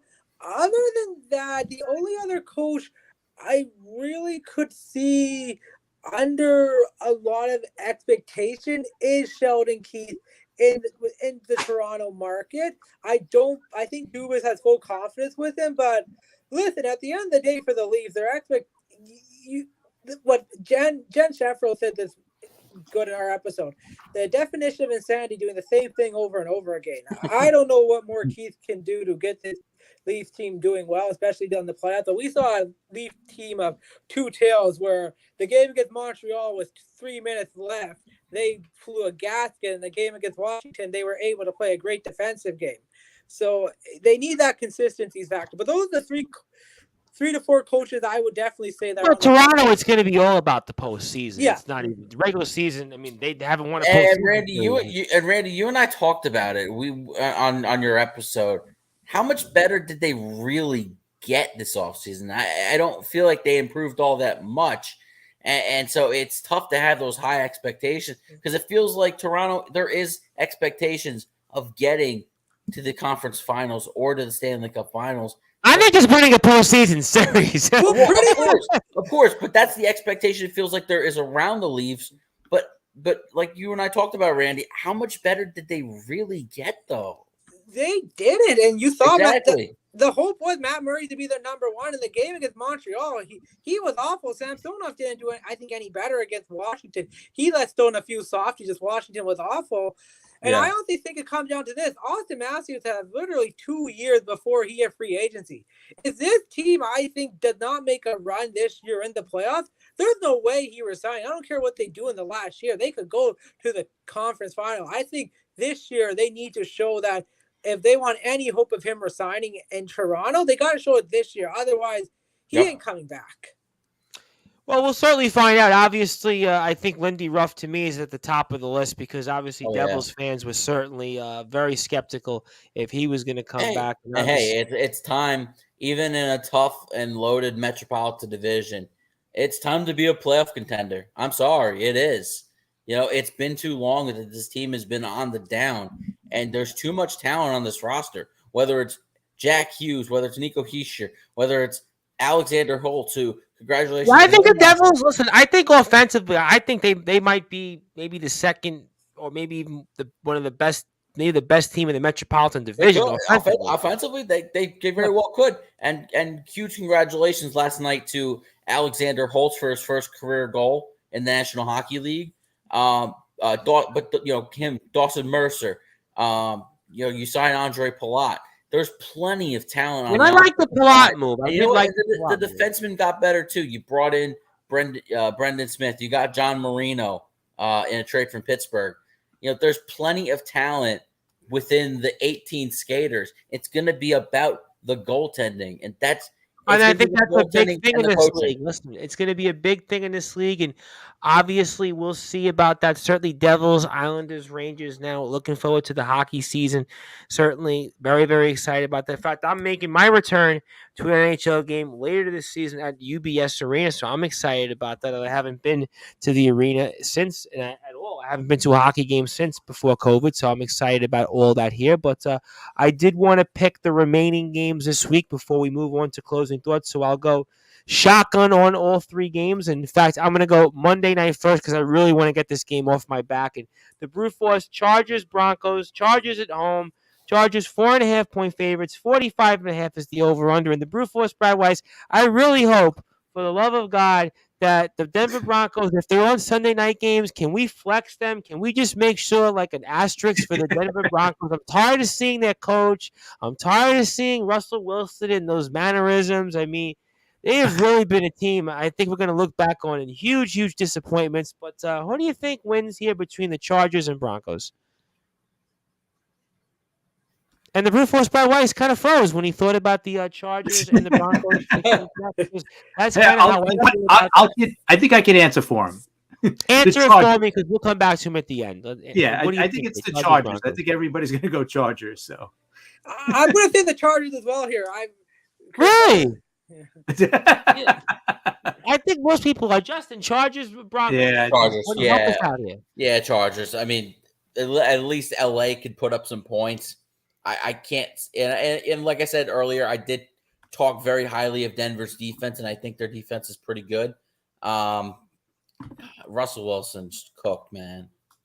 Yeah, I think we're going to look back on contracts, and this is going to be one of those that we're going to definitely he signed it, and he signed it already. I mean, that was a bad move on their And that's going to be a coach. I really wonder what's going to happen at the end of the season there. What I remember, this was supposed to be a big thing for Denver. Like, this was supposed to be something to take them back to making them a good team. And it's just gone south with absolutely. Yep, we talked about that at the end of the season last year on Sportzwire. I mean, Chris was telling us, listen, Denver just needs a quarterback. They've got the tools. They've got the defense. And unfortunately, they just haven't had anything all together. And John Gonzalez says, what's up, Macho Man? Obviously, Randy, you should know. I think I've said this before on Sportswire radio shows. I'm actually friends on Instagram with the imposter Macho Man. So there's an imposter Macho Man out there. I actually happen to have met him, and I'm actually friends with him. So there is a Macho Man that I know of. Anthony Finkel says, I'll join you at UBS. Yeah, I'll definitely be there later in the year, a couple of different times. So we'll definitely link up for sure there.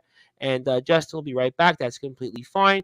John Gonzalez has the Chargers. The Brood is scratching himself. That's a thought I don't even want to think about. But I will give you my thoughts, and I will give you the fact that the Los Angeles Chargers are going to blow out the Denver Broncos here, probably going away, because I think the Chargers are going to try to get back on track here and maybe put themselves in a position that they could be in the postseason, and I think play with expectations. So I kind of I think can't believe the spread's only 4.5, right, or 5? How many? What's the spread you got? It's 4.5. 4.5. Yeah, that's crazy. I thought it'd be at least 6, 7. No. Well, Denver's been in like every game this year. Maybe that's why. Maybe it's respect to Denver and their team. And the Brew Force, I want to get your thoughts before I get to the last two games and closing thoughts. What the hell's John Gonzalez saying? He got the Chargers. I mean, what do you think? You think he's going with the Broncos? I know the comment before that. I mean, what No, you really want to know? I mean, I really hate to put a comment out this like that, but he says that you're scratching yourself, basically. Oh boy! All right, anyway, no comment. But anyway, Which is the best thing you could have said. Well, what I will say is the Chargers are going to win, and I'm taking it with the spread. Yeah, like you said, Tom. I mean, it's enough for this Broncos thing. I mean. We don't need to see him anymore. The coach is a disaster. The team's a disaster. And I don't even know, honestly, if, I think early in the season we thought maybe 3 teams out of this division would make the playoffs. I'm questioning whether 2 will at this point. I'm with you 1,000%. I don't know if 2. If the Chargers win here, I could see maybe them getting on the path. Maybe they'll be able to pull it out. And for the Jets. If the Jets win for sure this weekend, they could be in the mix for sure. And Wilson looks like Wilson, the volleyball from the cast. I'm trying to remember this, and I think I see where you're going with that, which is kind of scary. But Chargers to me going away here, they definitely winning. 4:25 p.m. game, Bills and Chiefs. Boy, I think that could be the highest game of the scoring game-wise. We'll see. 2.5-point favorites. The Bills are here. 54 is the over/under. Rematch of last year's divisional playoff round. The brute force Brad Weiss. I mean, I'm waiting for the the screen to go off upset special. Though with these two teams, is it really an upset? I mean, at this point, they're kind of like the two elite teams. To me, it's almost like the Celtics and Lakers in the 80s when I think of these teams, or I think it's just a great rivalry that should be going on. But what do you think here between New York's team, technically, the Buffalo Bills, and the Kansas City Chiefs? Yeah, well, first of all, I think this is the first time that Patrick Mahomes has been an underdog in a game. I'm pretty sure I've been told. First time as a home dog. I was going to say that's my next one. Home dog. Okay. Home, correct. That's what I meant to say. So that's a wild stat. What's he been a quarterback now? 6 years, Chiefs starting quarterback to have that? Yes, because he was drafted in 17 and started as a starter in 18. That's my point. Yeah, but no, I'm not going to pick the upset. Technically, I'm going to pick the Buffalo Bills to win. It's a tough one. It's tough to go against the Chiefs. I know they're playing well, but I just see that there's something extra for the Bills. I know every game matters for the Chiefs, but I think the Bills have more than something for this game. They won't admit it. Like McDermott won't admit that this is a bigger game than just one game. He'll say, "Oh, it's just another game." No, it's not. He's lying. He's totally lying. No, Agreed. Exactly. This means something to them. They want to go back there and get revenge, as Anthony is accurately saying. I think Josh Allen has a big game, and they're going to try their hardest not to let this game stay close. And the Bills' defense will also have something to say after that 13-second debacle the last time these teams saw each other. So I think the Bills win, and I think Josh Allen has a big day. For you, Chris, Bills, Chiefs. Bills, oddly enough, 2.5-point favorites. Kansas City's at home at Arrowhead. 54.5 is the over/under. What do you think?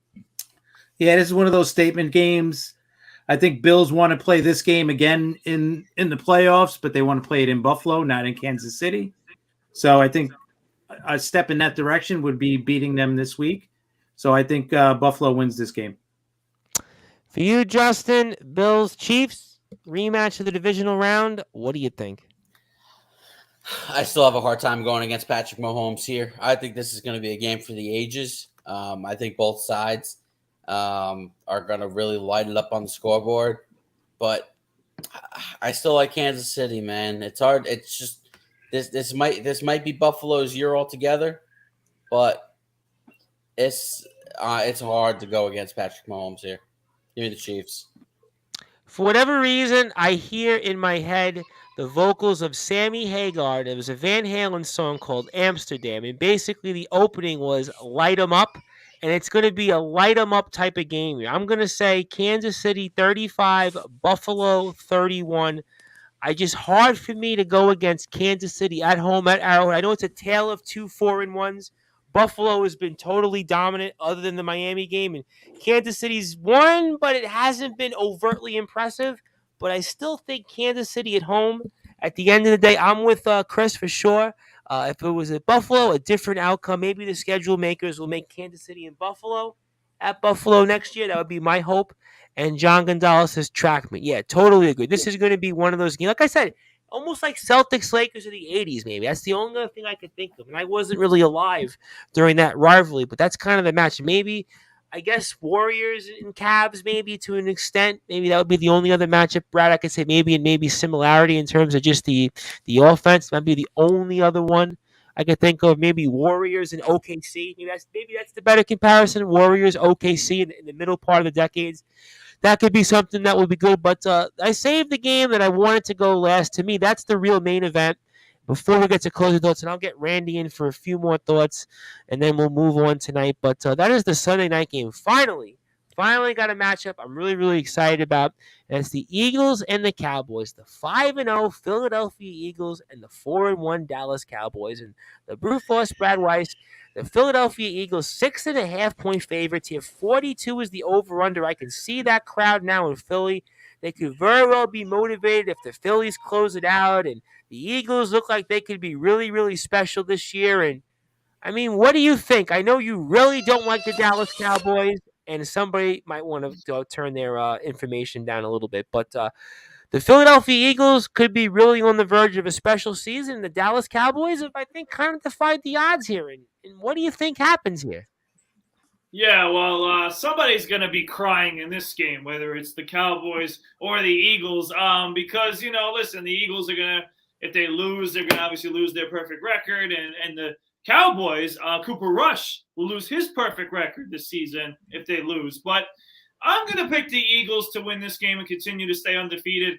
I think their defense, even though this is a battle of two really good defensive units, I think the Eagles defense, even though, we're all talking about Micah Parsons, and I know that, he's the best probably defensive player on the field out of both teams, I think the better unit as a whole when it comes to secondary and the front line is the Philadelphia Eagles. I think that they are going to make life very hard for Cooper Rush to get the ball down the field to those wide receivers. The run game, I think Philadelphia is prepared for. They're going to try to stop the Cowboys' run game. And I think this is a game that Jalen Hurts comes out and says, I'm not losing to a backup quarterback. He does enough work. The running game does enough work. And they will win. But I will say that I'll take the Cowboys with the spread. I think this game will be closer than 6.5 points. But I do think the Eagles do win, probably like 4 or 5, my prediction.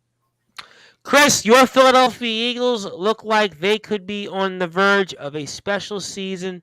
They are obviously the only undefeated team left in the league. Cowboys have played well in their own right Sunday night. This is always, to me, one of the premier rivalries in the league in all of sports. And what do you think? It should be a good game. I think it'll be a close game. I think Philly is just a better team. And they're home. And they'll be going into the bye week after this week. And then looking at the rest of their schedule, it's really not that bad. And until they play Dallas again, which will be in Dallas on Christmas Eve, they could run the table until they play them again. They really don't have many, if any, tough games coming up. Yeah. So they got a chance to make, to have a really special season here and go into that Dallas game, the rematch, still undefeated. So I think they'll win.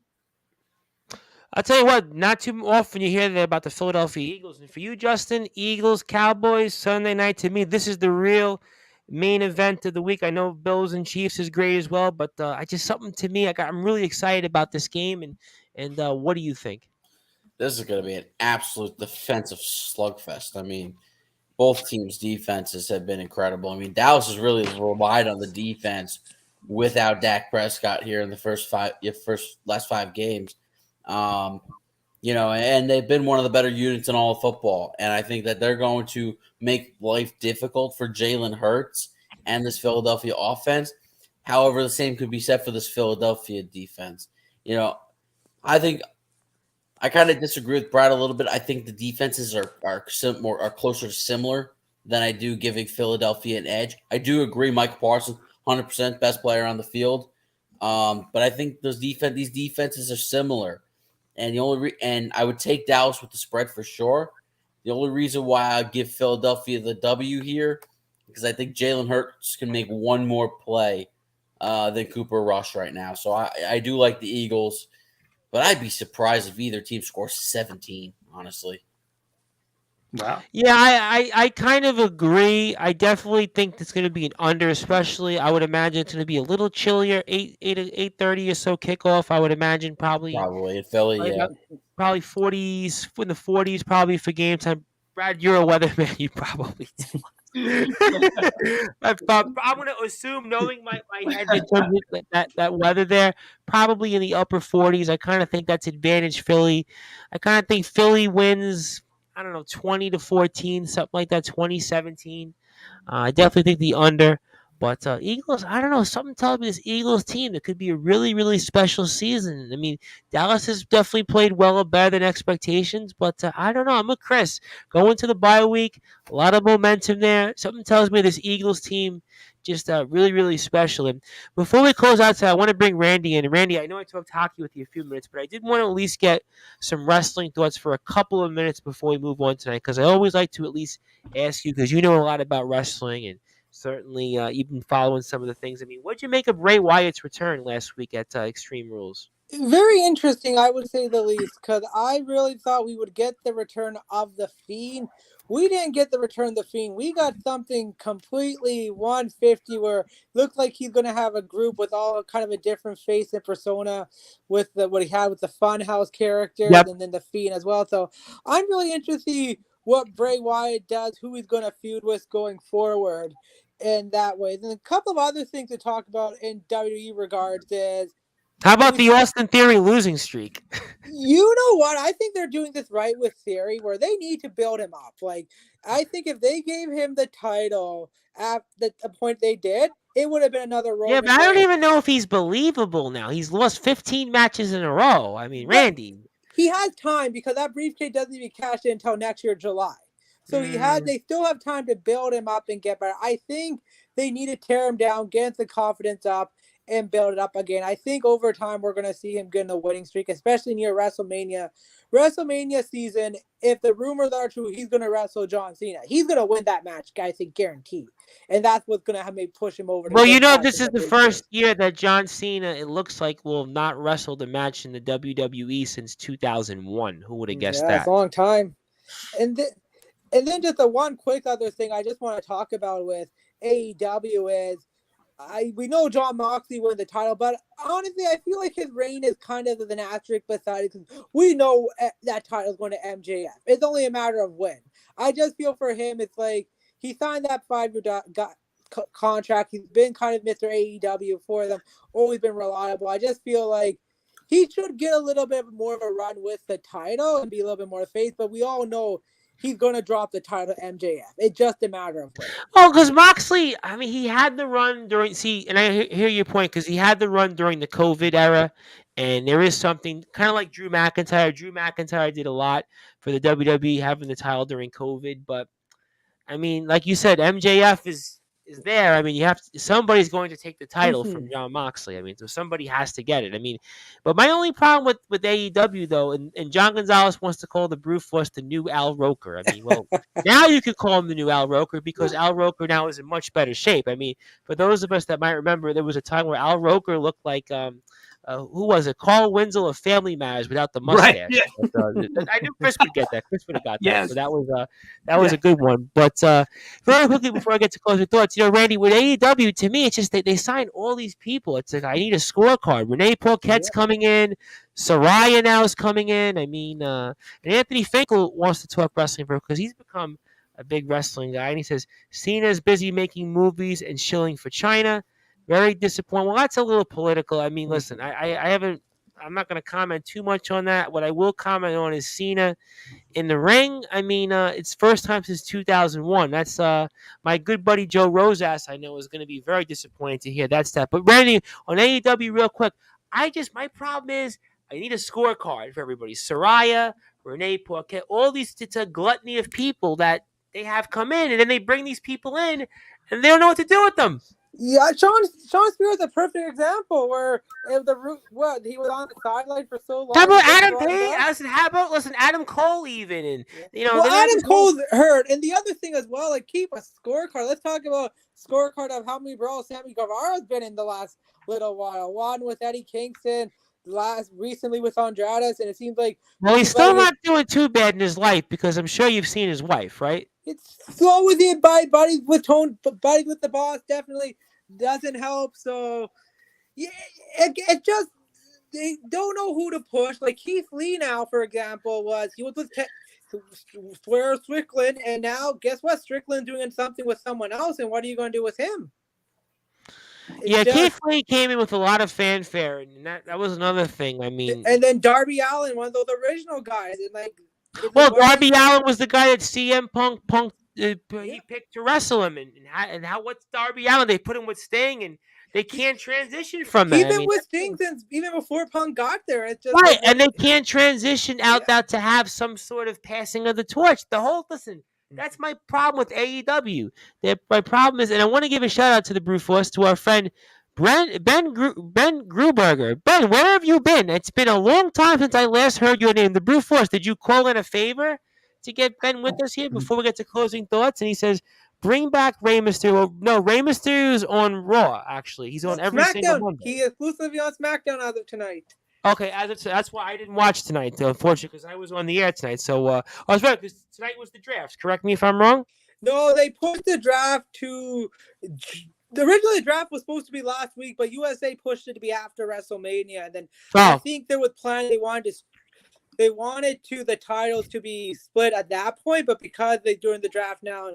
Well, I have nobody to take the title off Roman Reigns. Speaking of companies that can't transition, I mean, we talked about AEW. I mean, they still have nobody really to take that title off Roman Reigns. I mean, at this point, Roman Reigns is going to die with that title. Them all, except maybe AJ Styles and Bobby Lashley and Seth Rollins and Cody. No, Bobby Lashley's going with Brock Lesnar. That's where it's going. And AJ Styles, he wouldn't be believable. I mean, so it's like, unless Cody Rhodes is ready to return, like he literally beat them all.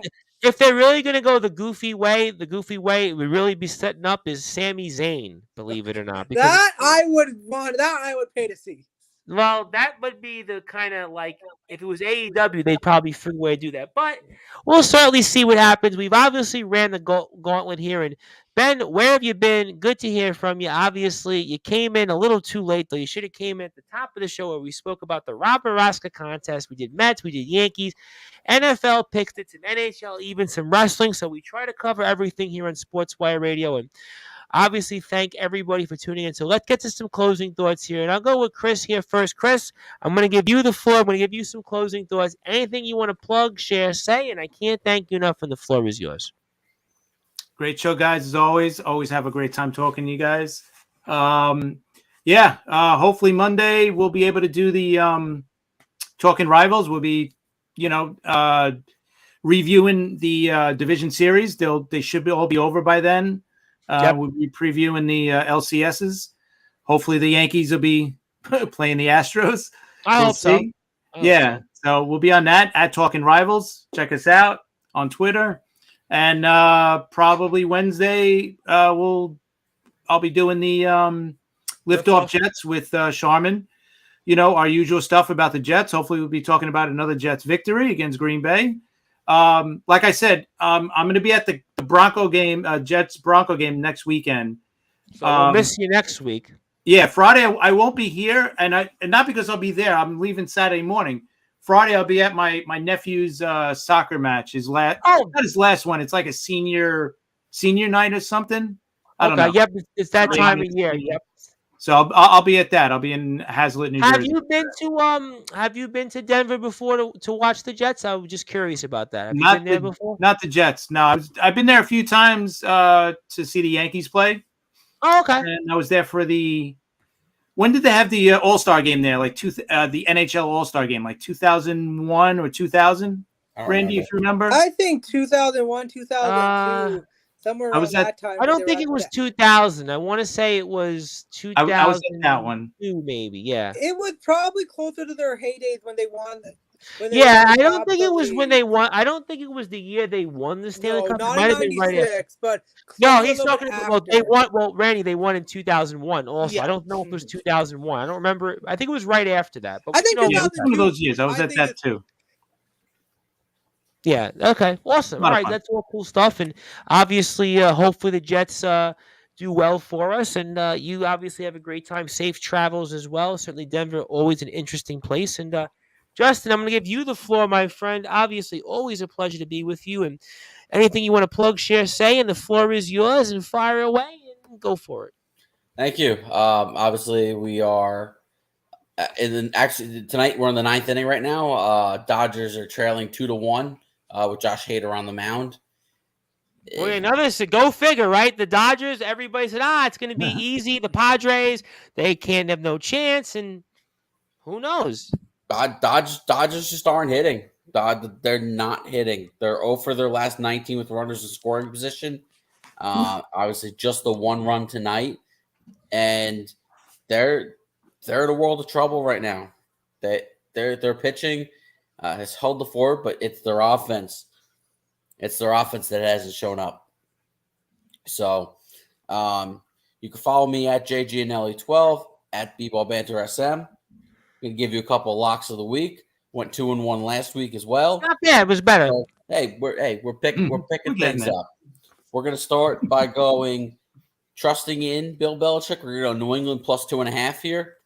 I agree with you on that. I do like them to win this game. I also do like Dalvin Cook over 77.5 rushing yards. I think he's going to have, like I said before, I think after what Breece Hall did to the Dolphin defense, I think he's going to have himself a big day. And we're also going to be taking Deebo Samuel over 60.5 receiving yards in this game. So those are the three that I got for you this week. So that's all I got for you. Those are some good ones. Definitely. I definitely think those are some good ones. So excited about all of that. And thank you, Justin, as always, for all you do for us here in Sportzwire. I'm always trying to at least tweet some of the stuff that you see. And Anthony Finkel says, I'm going to have to read that. Closing thought. That was good. Great thought. Yeah. I think some people don't realize that we are a family station on Sportswire Radio, and there's many people out there that come on to Sportswire Radio, and many people from all different worlds and backgrounds. And I think that those who know that, and that's why I cannot repeat what you had to say, even though you are a close, trusted friend. But my Pittsburgh friends are buying the Brew Force. I don't think I'd want to go to a Pittsburgh home game this year. I will say Pittsburgh, at least from hockey, before I get to Randy, I think one of the least teams I always did not like to sit with Penguins fans, because Penguin fans were a little chippy. So I would imagine Steelers fans would probably be a little chippy if you're not on their side. So maybe the Brew Force would definitely take that advice. Randy, my friend, enjoyed the podcast this week with you and Justin. Enjoyed the one with my friend Jen Shefferow. And I give you the floor. Anything you'd like to plug, share, say. Looking forward to having you back with us here now regularly, now that we're back in the thick of things. So I turn it over to you, champ, and the floor is yours, and fire away. Thanks, Tom, and great to be back with all you fellas after a couple of weeks away. I know baseball was heating up with the playoff. Like you said, we just had the episode, me and Justin, talking about our previews with the NHL season. Still want to give listen as the seasons go on. We won't have anything upcoming for the next few weeks. Hopefully by November we'll have another guest. And just one quick thing to add if a team you're looking at surprising at the start of the year, look at that Seattle Kraken. Rockin'. Matt Bernard, a couple of points so far in the first 2 games. Favorite for the Calder. So that's something been an interesting. I think the team storyline. I was watching was Anaheim for whatever reason. I thought they made some moves. I thought Anaheim to me was a team I was kind of like thought might be that the team that you would say rather than Seattle. That's just my. I don't think Seattle's gonna make it, but I think Matt Bernard's gonna roll some heads and show the talent he had this year for the Seattle team.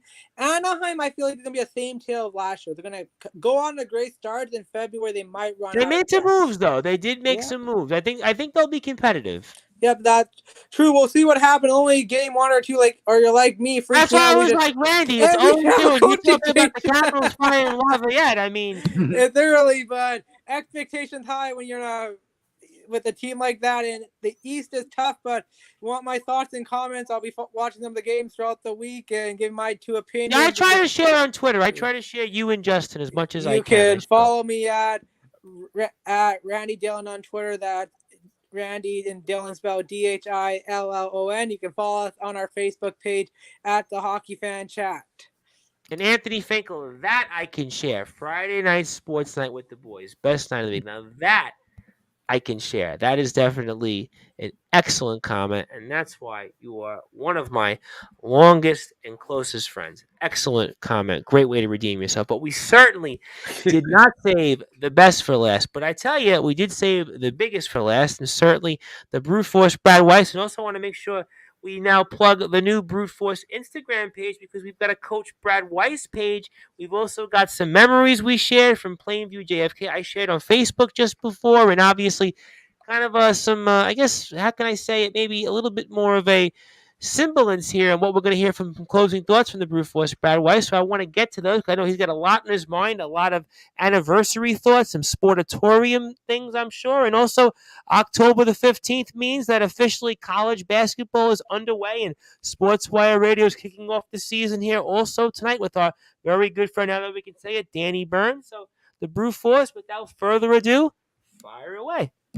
Yeah, Tom, thank you for another great week of the show. Certainly missed you guys last week as I was depressed at the Mets game. But thank you, Chris, Justin, Randy, Rob Maraska, of course, who was on earlier for another great week of the show. So now, yes, I do have to update my social media talk. I'll start with my Twitter. It's at BradWeiss20. You can find me on Facebook at Bradley Weiss. But there is an update to my Instagram. I now have 2 pages on Instagram. You can follow me on my personal page at bweiss20. I'll continue to use. But I'll also now be using at Coach Brad Weiss on Instagram. I just put that page together, and I had my first post right before the show today with the memories of my first season as JV head coach at Plainview JFK High School. As we now, today, even though, as Tom said, Monday is going to mark the first day of college basketball Division III hoops. But a month from today's date, the high school season will begin, and that's what I was alluding to today. So I'm very excited for that. I have a lot of people like Ben Gruberger who will be trying out for me this November 14th this year. So I'm very excited for that. And I'm also excited to use my coaching page for many different reasons. Coaching putting some highlights of players that I work with, putting highlights from games and other things that I coach throughout all the things I do, whether it's Long Island Nets, Level Up, Plainview, etc. I'll be putting a lot of my coaching stuff, a lot more content in regards to what I'm doing coaching on that page. So be sure to follow me there at Coach Brad Weiss. To start with some of this stuff I'm going to be coaching, actually at 11 a.m. this morning now, I will be at the Long Island Nets Fan Fest. I'll be running the clinic for them. We're going to be having the mascot there, some questions with the coaches, question and answers with the coaches, and also a lot more as the Long Island Nets season begins in the upcoming weeks. So that's exciting stuff. I'm looking forward to working with the kids. There'll be boys and girls, 8 to 14 years old, and it's actually a free clinic. So if you want to come down, it's right across the street from the Coliseum. I'll be there working for the Long Island Nets. Also, as you see behind me, I want to give a shout out always to the Sportorium podcast. James Cronin, unfortunately, was not on the show this week because Yep. he has COVID. Ah.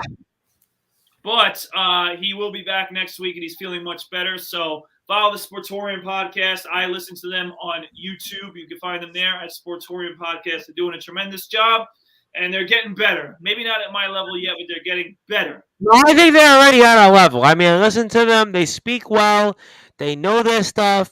They're articulate. They sound like they can do news. And this is coming from a background of myself that has worked for politicians, represented them, and interviewed them. These guys are the real deal. You should definitely watch them on YouTube. So I'm going to give them my full endorsement. And like I said, they can take the microphone from me any day of the week.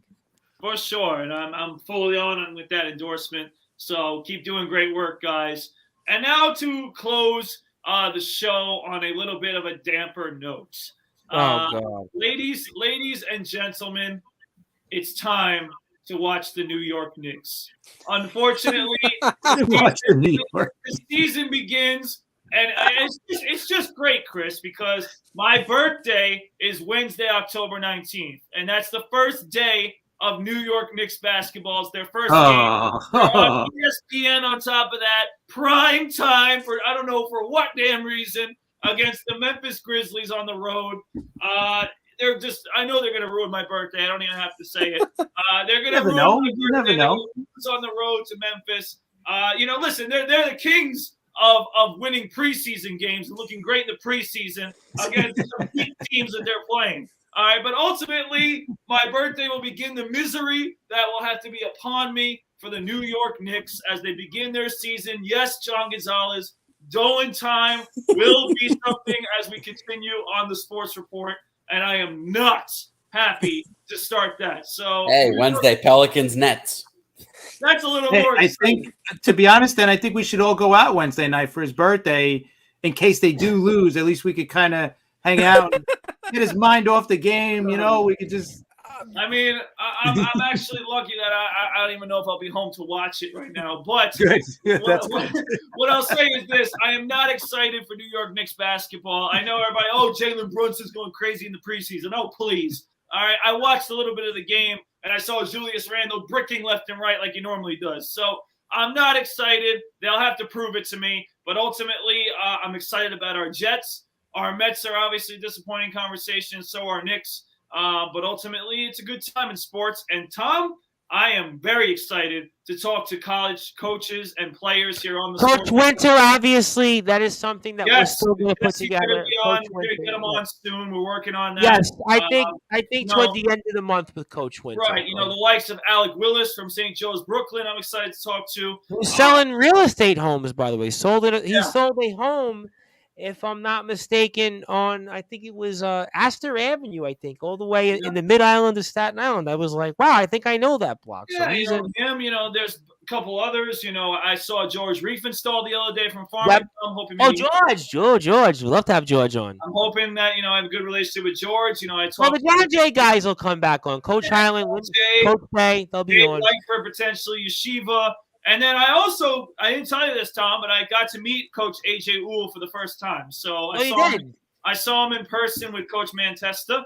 Okay. And I think that we're building our relationship, so we may see him come on the show as well. I would love to have on Coach Uhl. Coach Uhl would definitely love to have Coach Uhl. Absolutely. Listen, Coach would definitely always be welcome here. I mean, the season starts in 24 days. I mean, so of course, college basketball. That's really what I'm most excited about right now. So that's I'm very, very excited about that. So all great stuff there. Obviously, Sportatorium guys, make sure you follow Coach Brad Weiss. Also, happy birthday. We'll definitely make sure I'm on the air, I think, tomorrow with Danny Byrne. So I'll make sure I give you a proper wish on Saturday. So Monday I'm also on. So I'll be on a couple of times to make sure we cut you a nice little promo there with a nice little introduction about your birthday. So I look forward to that. And you're probably better off not watching the Knicks game the 19th because, maybe they will give you some pain and suffering. And that'll be not worth the birthday. But we'll certainly see. I'm a little more optimistic than you are about the Knicks. I don't know why. I think both New York teams. And you know what? It's not that bad a time to be a New York sports fan. Listen, Giants and Jets, right? They're playing well. Yankees are still there. Mets just made the postseason. I mean, I think the Nets with Durant and Irving and maybe Simmons. I mean, I think there'll be some hope there. I think Knicks will be improved. And John Gonzalez says, remember, my people in Pittsburgh, the Brutes BD is October 19th. Absolutely, for sure. Yes, happy birthday to the Brute Force, of course. I'll make sure I give him a nice little happy birthday, a bigger shout out. I just saw a wild stat on Twitter that if things remain the way they are right now, and obviously I posted, Padres had won. Padres win 2-1, putting them in a 2-1 series lead. If the Padres and Phillies win tomorrow, think about it. The 3 National League teams that won 100 games would all be eliminated before the NLCS. Which I mean, has that ever happened before? 3 100-win teams out in the first round? I mean, that's really historic. Think about it. Braves win 101, Mets win 101. What did the Dodgers win? 111, I think? Yeah, 111. I mean, they won 100. I never seen How many times is that 3 100-game winners in the same league? True. That's pretty rare, too. Was it not 2001, right? The A's won 101, I want to say. Seattle won. Did the Yankees or Cleveland win 100 that year? Maybe that would have been one of my thoughts. Maybe 2001 might have been one year when it came up. I mean, I know last year we had 2 100-win teams, but not 3. I mean, it don't happen too often. There's definitely a point to that. It's not. I can't think of too many. It's 2001 might have been close. That might have been a year I would have said that maybe. So, because I think Seattle was very good that year, Oakland was very good, the Yankees or Cleveland were good. But no, Yankees won 95 and 01, and the Cleveland won 91.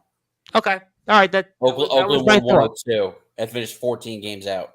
Yeah, I remember Oakland. Oakland started the year, if I recall pretty correctly, not that good at all. They wound up winning but the Braves didn't. Still, were nowhere near the division. But the point is, those are some great things here on Sportswire Radio. We are getting ready to wrap up here today. What a show it was here. And we were joined by Chris Pizzea of the Liftoff Jets and the Talking Rivals, who will be with us the following week, because next week he'll be watching the Jets and, of course, his nephew's soccer game. Congratulations. Good luck to him. I know we're getting ready for senior weekend finals and stuff like that, so obviously congratulations to him on his success. Justin Gianelli of the Baseball Banter Show, also Randy Dillon of the Hockey Fan Chat, and the Brute Force Brad Weiss, the early birthday boy who will be turning 25 years old, and the big 2-5 for the Brute Force, and certainly many more wishes to come for him. And obviously he is definitely on the up and up, and looking forward to obviously being with him and some of the guys for a Knicks-Nets game. We'll definitely do that for sure. I know some of the Sportswire guys will definitely be in with that. And John Gonzalez's last thought, Phillies will win tomorrow. That'll be win today, so maybe that'll be the case, and certainly we'll see what happens. And my name is the Reverend Tom Bryce, and I will be on today. I will be on again 7:30 p.m. Eastern Time with Danny Burns of the Brooklyn College, formerly known as the Kingsmen. Now they are now the Bulldogs, so we'll get into all that later on. But in the meantime, if you're on sportnarium.com/player, you'll go back to your regularly scheduled program. That is the Sit Down Marks. And if you're on Facebook, YouTube, LinkedIn, Twitter, I thank you. We'll be back, like I said, tonight, also Monday night. And again, Brute Force, happy birthday, Sportatorium guys. Shout out Sports Authorities, John Gonzalez. Make sure you follow his group, like his page. Anthony Finkel, DPH Property Maintenance Service, like his page as well. Thank you, everybody, and good night. I am the host of the Sports Report, the station manager of Sportswire Radio, the Reverend Tom Bryce. Thank you, everybody. Good night. We're here on the #1 global radio station that is Sportswire Radio.